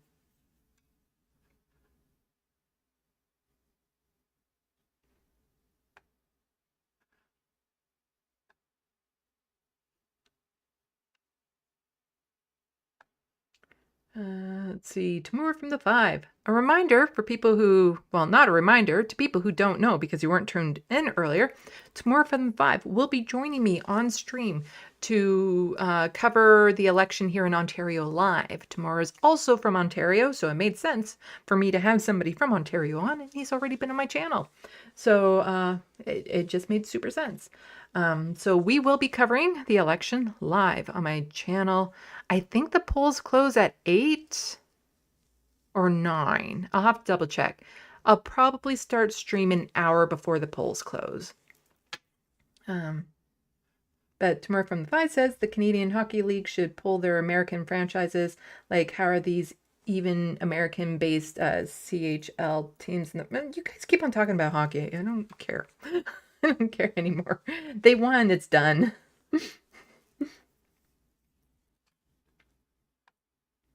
And I'm glad they won because, oh my God, if the Americans had won, the way that they'd be taunting us with the whole 51st state thing is just...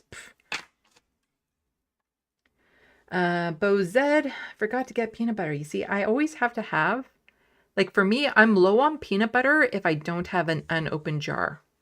So if I've opened up the last jar, I'm low on peanut butter because peanut butter is like my everyday autistic food. And Bozed's Dark Sandy, the sweatshirt, I think. This is the cold Sandy. This is me getting chilly because I don't really put on the heat in my apartment either because I do like it cold. But then suddenly it's like it just gets cold out of the, like it's cold, but then it just like snaps cold. So I might have to turn on the heat.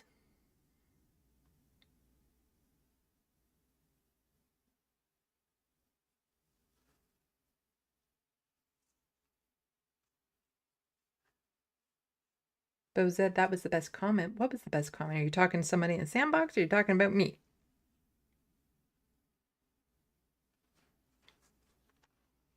The Wild West. I'm like deciding between boycotting those who are greedy and those who are greedy, plus have gone back on DEI. Oh, so I think it was John, because somebody says John wins. Okay, so what did John say? That one. Peanut butter and lingonberry sandwich? I don't even know what that is.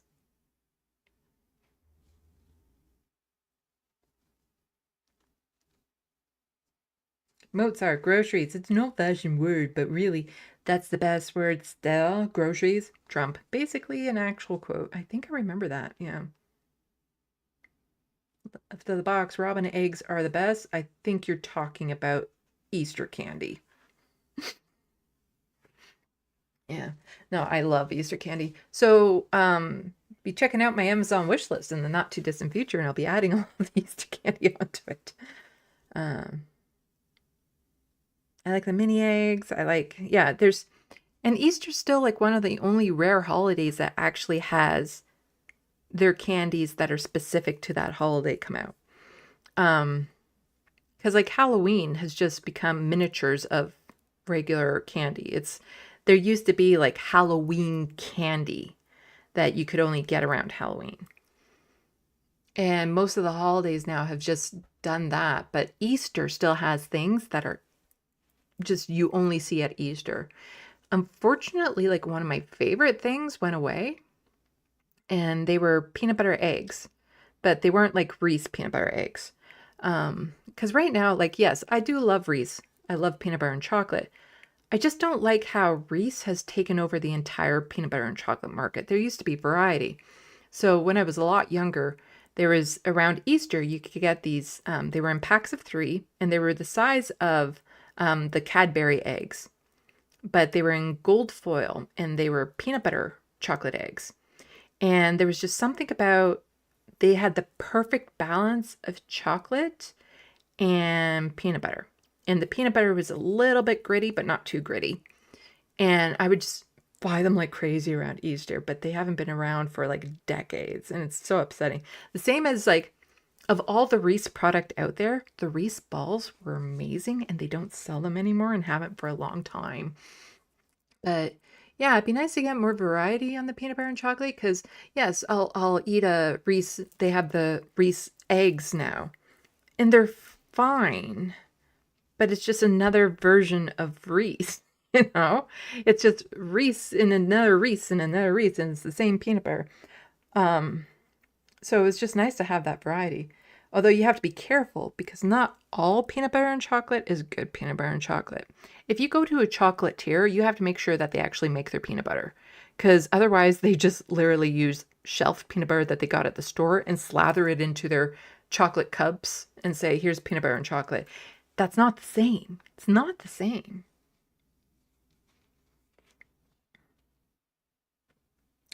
Tomorrow from the 5, my closest shoppers is a boutique outlet, and I've discovered in the last couple of years they have the best post-Christmas discounts on Faro and Lind compared to nearby hub stores. Yeah, you got to find out where it is. Thank you so much, The Wild West, for the $5. And, oh, that's the lemon and the lime saying hi. It's so cute. Thank you so much. I really appreciate it. Let's see. Oops, I jumped. Tomorrow from the 5, paying me 5. Long live Left of the Box. In Sandy, we trust in Dominica Calvaducia. I said that right. Thank you so much for the $5, and I do look forward to our live stream together later on this week. Oh my God, it is just later on this week. Yes, this weekend I'm focusing on getting the video done for Doug Ford. As for sure, because that needs to come out sooner than later. And there's just a few more articles that I need to add on to it. I already have the script pretty much written out. I just need to smooth it out. It's going to take a while to edit though, just given how many graphics and stuff are in it. So I'm hoping to get it out by Monday at the latest, but that's pretty much all I'm working on the weekend. I was really hoping to have a day off where I could just watch the new season of Invincible because it's out and I really want to see it. But I need a day where I can just sit back and watch it.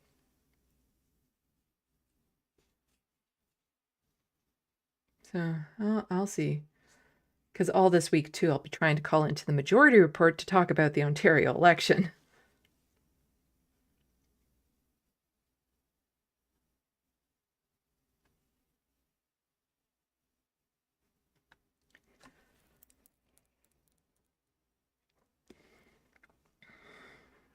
Grand Theft Autobot. Although Kraft needs to make honey roasted peanut butter, I just tried Peter Pan honey roasted peanut butter and it was good. The thing is that I always go for the same peanut butter too. The Kraft Light peanut butter smooth. Because I do like the flavor of the Kraft Light better than just the regular Kraft peanut butter. But I'm open to trying. There's the Reese peanut butter.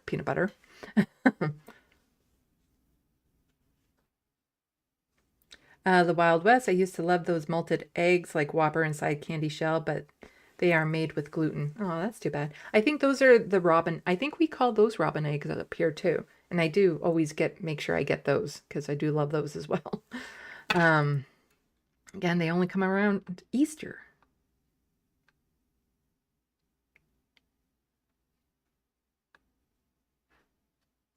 Matt Lefty, fuck you all. Now I'm hungry. I'm hungry too. And everyone keeps on talking about food. The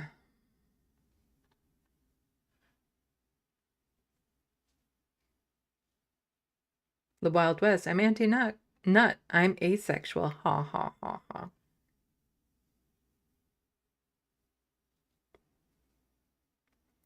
Carrie Woods saying Fifth Avenue is really good peanut butter chocolate.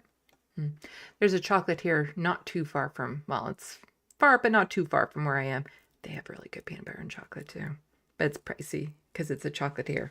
They make their own chocolate type thing. But yes, I have this book up. It's available as the ebook right now with all the edits and stuff that I planned on it. I'm working on getting the paperback ready. So the person who originally had this cover put into the derby is making the full cover because, like, technically speaking, do I have the skill to do it in Photoshop? Yes. However, the measurements and the specifications are very precise for books and covers that it's just easier to have somebody else do it for me because I tried and it was messing up. So they're working on the cover, but you know, they only charge $40, so it's like that's super easy. And then that way I just know it works. And so I'm looking forward to having it available in paperback. And it's important that it's available in paperback before my TYT video is out. But considering how much Jenk and Anna keep on talking smack, that video is getting longer and longer all the time.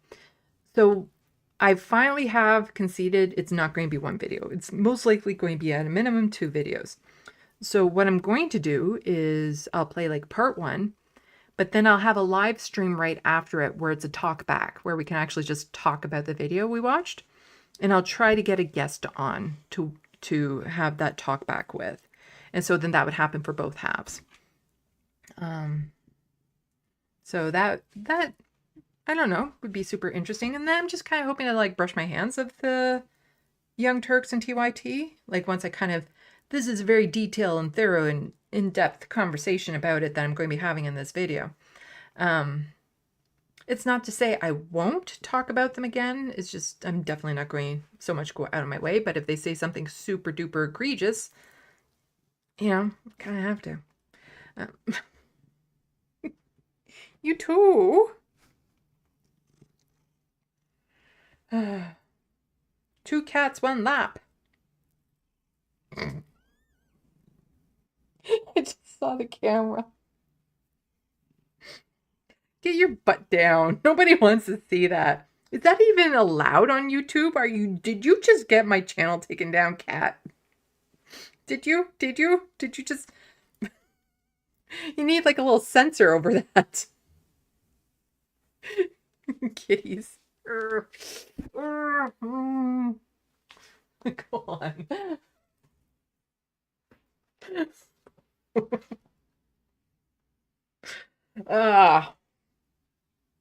He always loves to put his ass in the air. But yeah, so my primary focus right now is getting my Doug Ford video done because the Ontario election to me is more important than getting my TYT video done. But then I just want to get that video done because I've been working on it for so long already. It's just the amount of clips and everything in it is just pretty insane. Let's see. Bozette, I'm saving Invincible till I forget season 2 more. I don't understand that.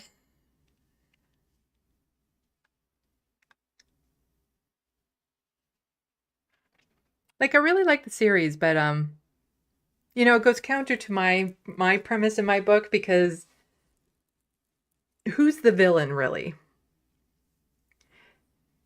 Because in it, there's the whole, oh, well, we still need to learn, like, here's an alien species that will, like, will cure all your cancer, will save your environment, will add order to your world, will do all these wonderful things. It's like, how dare you do all of that to us?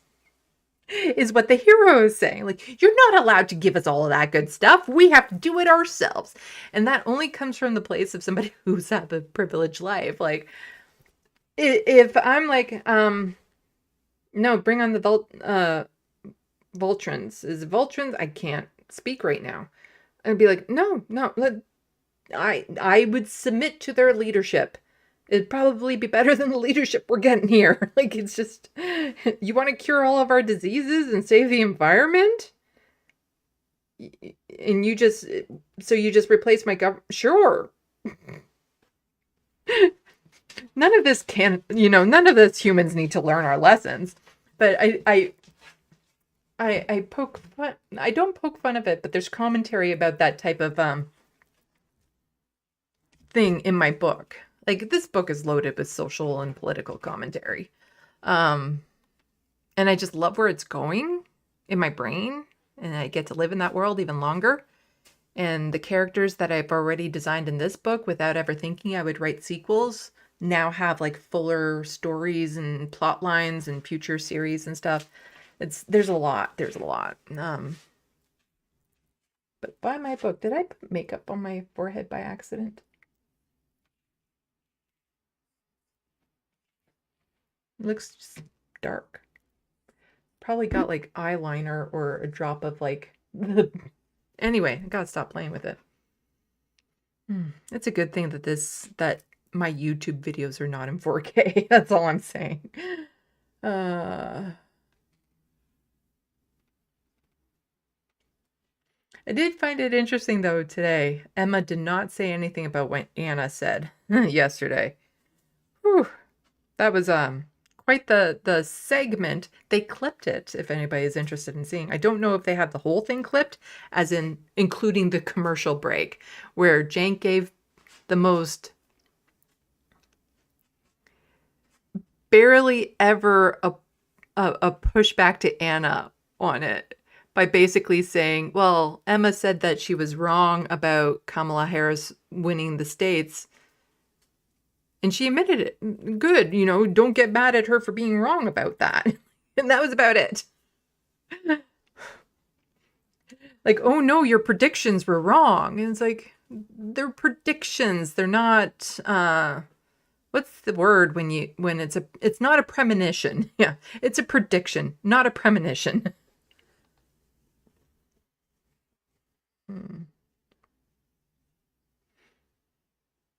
But yeah, I need to get that video done. Tomorrow from the 5. Oh my God, if documenting the TYT drama could be documented in book form, it would eventually reach Encyclopedia Britannica level at the rate it's going. Yeah, that's part of the problem. Like, why I need to get it done sooner is so that I'm not adding on to it. And even what I'm doing is somewhat, the field of focus is somewhat, it's narrowed. It's not like I'm doing an overview of everything. But even with that narrow field, it keeps getting bigger. And I just want it done. But the thing is that it's also super, super clip heavy. So even though it's going to be really long at the end, it's not so much my dialogue in it as it is a lot of these clips that I'll be adding.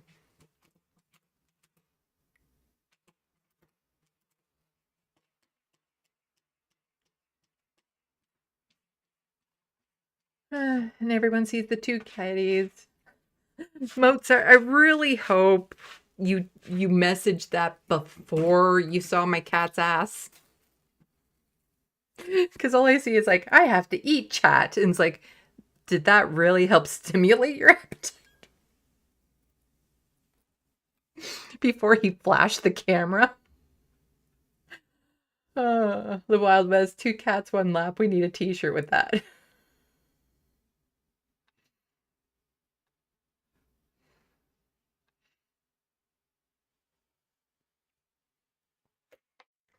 Bozed, because there's only 8 episodes a season, so I get to go back and watch more. Yeah.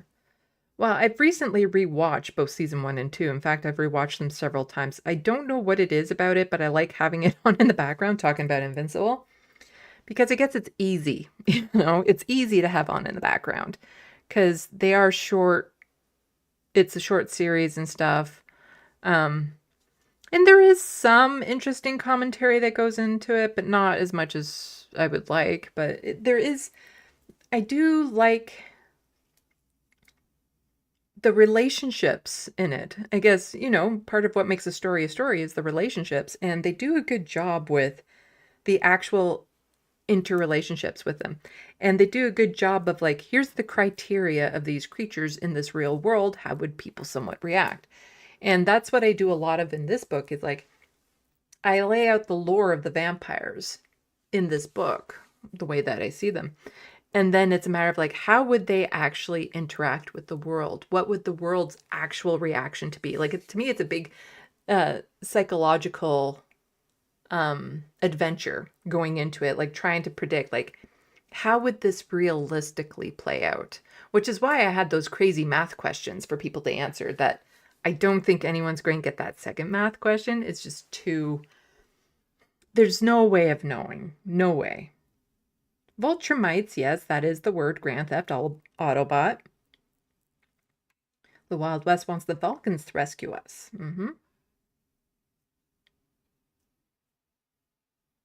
Yeah, if anyone spoils Invincible to me, I will go invincible on your ass.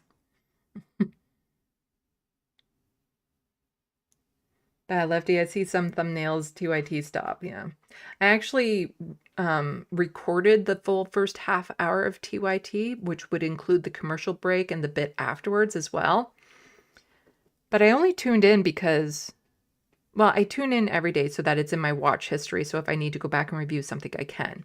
But then also, you know, in the title was like, TYT is under attack, and in the thumbnail, there was Destiny, and I'm like, so that's connected, but nope. Just as soon as I tuned in, it was Anna railing on Sam, and mostly Sam. And it's just like, it's so bad. It's so bad. And he's, you know, I imagine that when Sam gets back, he will address it, but it's not on his to-do list. You know, I don't imagine it's something he really wants to do. And again, as I was saying at the beginning, I find it very funny how Sam and Emma will address TYT when their audience like reluctantly address it, when either what they've said is just so egregious it has to be addressed, or at the insistence of their audience. If it wasn't for the insistence of their audience, I don't think they would address it almost at all. Whereas when I was watching TYT and Anna talk about Sam and Emma, their chat was like explicitly like, can you stop talking about this and get to the news? And so here's Anna talking about it when their chat explicitly does not want them to talk about it. It's a very interesting dynamic. Let's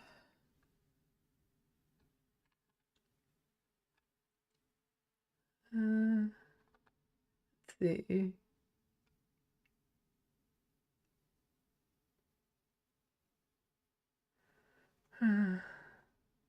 John Davis, I'm so glad I never gave TYT money. I did. There's a fundraiser I'll be mentioning in the video, too, that I actually remember I gave money to. Crotchy, Emma Vigeland ate crow for that prediction and was humble about it. I don't think Anna Kasparian can say that the same for herself. And Cenk was lenient on Emma for that one. And it's like, why are you getting mad at somebody for getting a prediction wrong? It's a prediction. It's like fortune telling. Like, it's not a premonition. Why are you mad at somebody that gets a prediction wrong? I don't understand that at all. It's a guess. That's all it is. It's a guess. There might be some information behind the guess, but the reality is you're never going to get all the criteria needed. There's so many metrics involved that are being unaccounted for. You can't predict things these days. Hence why that one stupid poll down in the States really threw people off, because it's like, oh no, Kamala's going to win, and then totally didn't. But it got people's hopes up and all that sort of stuff. I don't like polls for political things like this.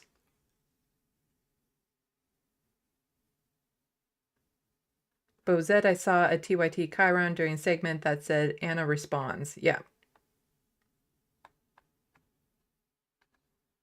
I'm like, who are they under attack by? It never occurred to me that they would be talking about the majority report, because to me, being criticized is not the same thing as being attacked.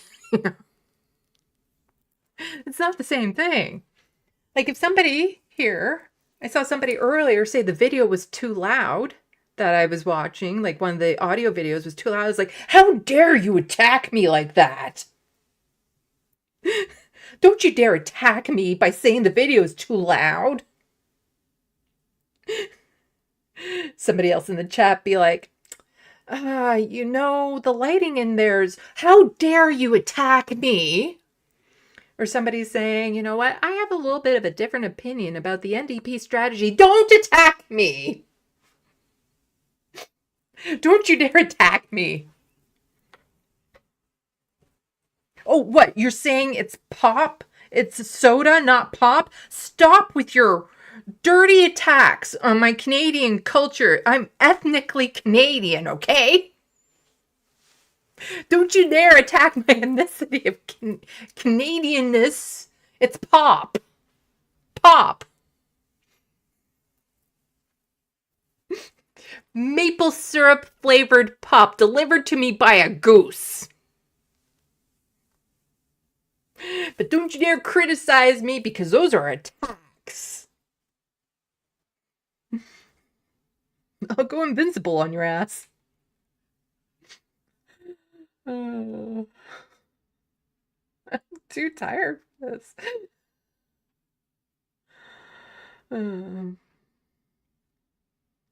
Bad Lefty, and it wasn't an outlandish prediction either. No, there were some things behind it.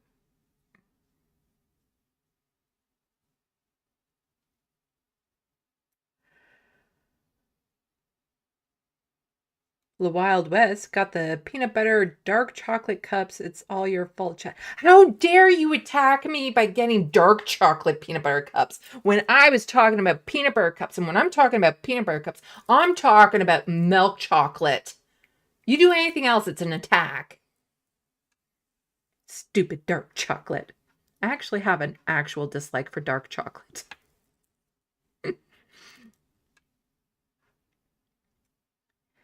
I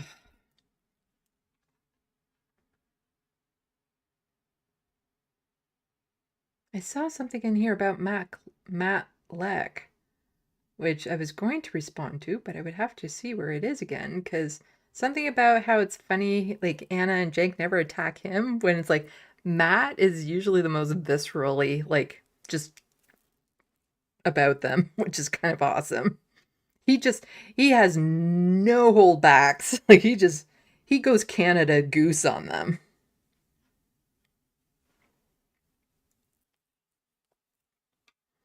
Grand Theft Auto Bots, especially since Anna gets what her prediction is. She admits she's incorrectly predicted Dump would not implement Project 2025. Yes, she apologized for that reason recently. But here's the thing. Emma's apologizing for a prediction. It's a guess. Yet Anna still won't apologize for getting actual facts wrong and sending out misinformation. That she does not apologize for. But her opinion on whether or not Project 2025 would go out, well, she apologized for some of that anyway. But even then, that could fall into the territory of prediction. But I don't see why you would have to. You just say, I was wrong. I don't know why you would have to apologize for getting a prediction wrong. To me, it's just my autistic brain. It's not computing.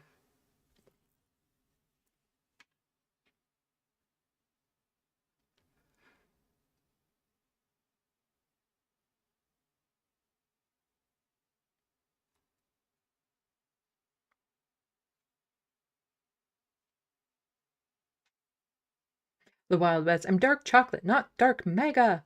Ah, there it is. Bad lefty. I'll repeat, not gonna lie, I kind of want them to come for Matt Leck because he don't play. Yeah. Yeah.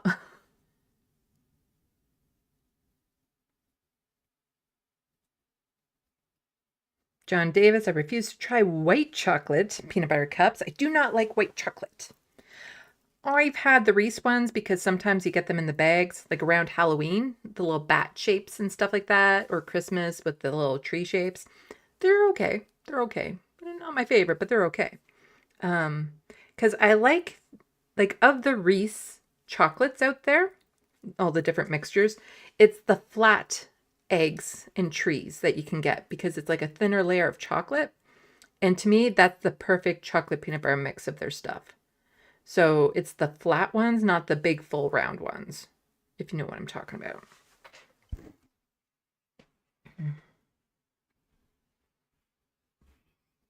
Jet, what about people who call all soda pop Coke? Then how do you know what to order? Because if you're ordering a Coke, you're ordering a Coke. You're not ordering a Pepsi. I'm one of the few people, when I'm at a restaurant and I ask them if they have Coke or Pepsi and they say Pepsi, I'll ask for coffee. And they're actually surprised when I do that. But it's like, if you're just going to order the pop that they have, why even bother asking if they have Coke or Pepsi? Because so many people do that. They'll be like, oh, you got Coke? Well, I guess I'll take that. Or, oh, you got Pepsi? I guess I'll take that. Like, yeah, if you're just going to order the dark pop, order the dark pop. But for me, it actually matters. And if they say Pepsi, I say coffee. Because I'd rather have bad coffee than Pepsi.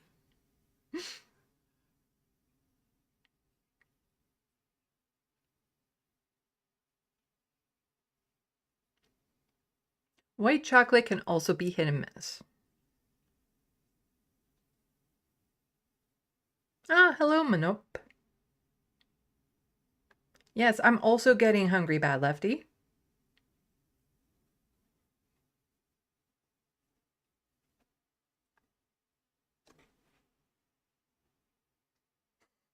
Carrie Woods. Oh man, I love listening to you, Sandy. LOL. Why? Like, that's the thing. At this point of the stream, I'm not talking about anything intelligent. I'm not covering any news. Like, why are all you still here? Oh, my cats are like attacking each other on the chair next to me. It's so cute. Anyway.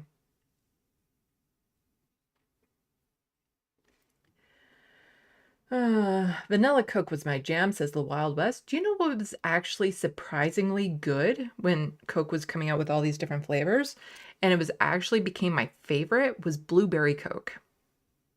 It was really good. I really like Blueberry Coke. Lime Coke was okay. Lemon Coke? I was like drinking acidic dish soap. But Vanilla Coke is always a good go-to too.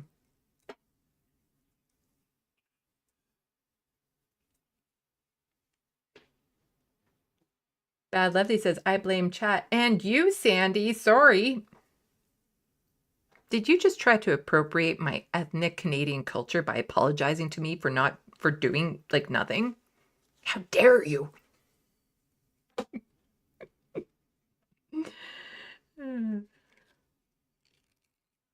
Carrie's saying, I just like your funny personality. You are weird, and I am too, lol. Yeah, this is why my dates don't generally go well, is you need to be a certain type of person to put up with me.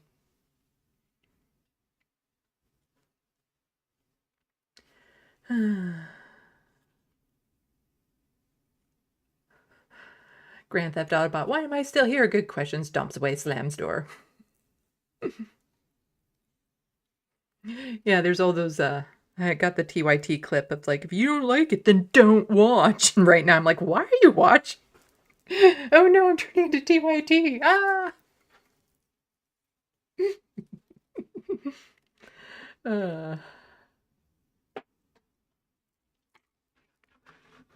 Going to do the thing. Going to do the thing.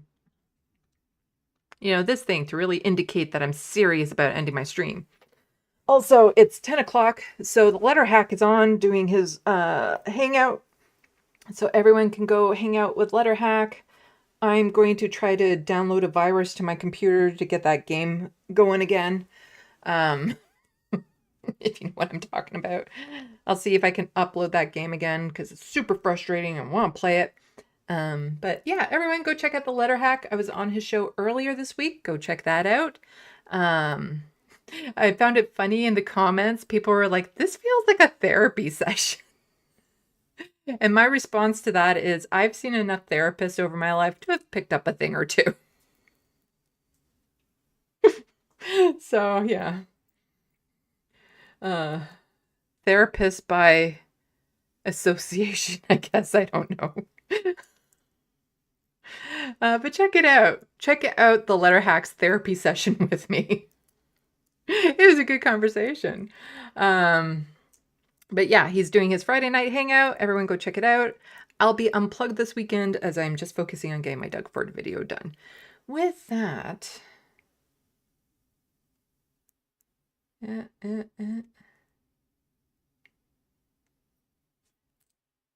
Just make sure I didn't miss any of the super chats. Oh, I got y'all. Okay, good. I'm always super paranoid that I'm going to forget someone. It's happened to me where I've like, I'm going to send in a super chat finally. And I did that and they totally missed mine.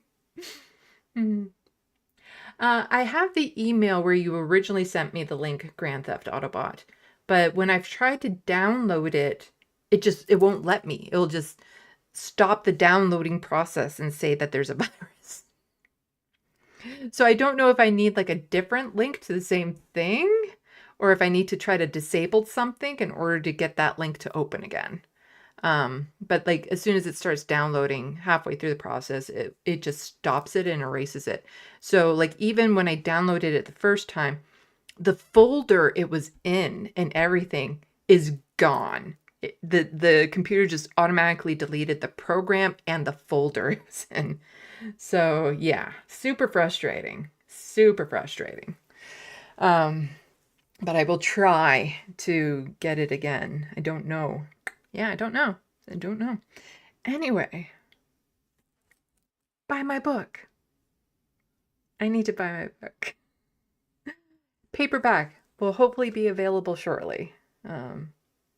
And as I will say in my TYT video, it's like, I don't know how many copies of Jank's book he has sold, but wouldn't it be kind of awesome if I sold more copies of my book?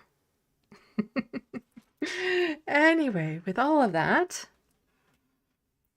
are you coming up here for the goodbyes? Are you coming up here for the goodbyes? Are you coming up here for the... Are you just going to sit there? Lanier is just right there. Maybe he's ashamed about showing his ass to you earlier. So with that, salut, à la prochaine. Thank you for watching and stay tuned. I'm Sandy, wishing your tomorrow is better than your today.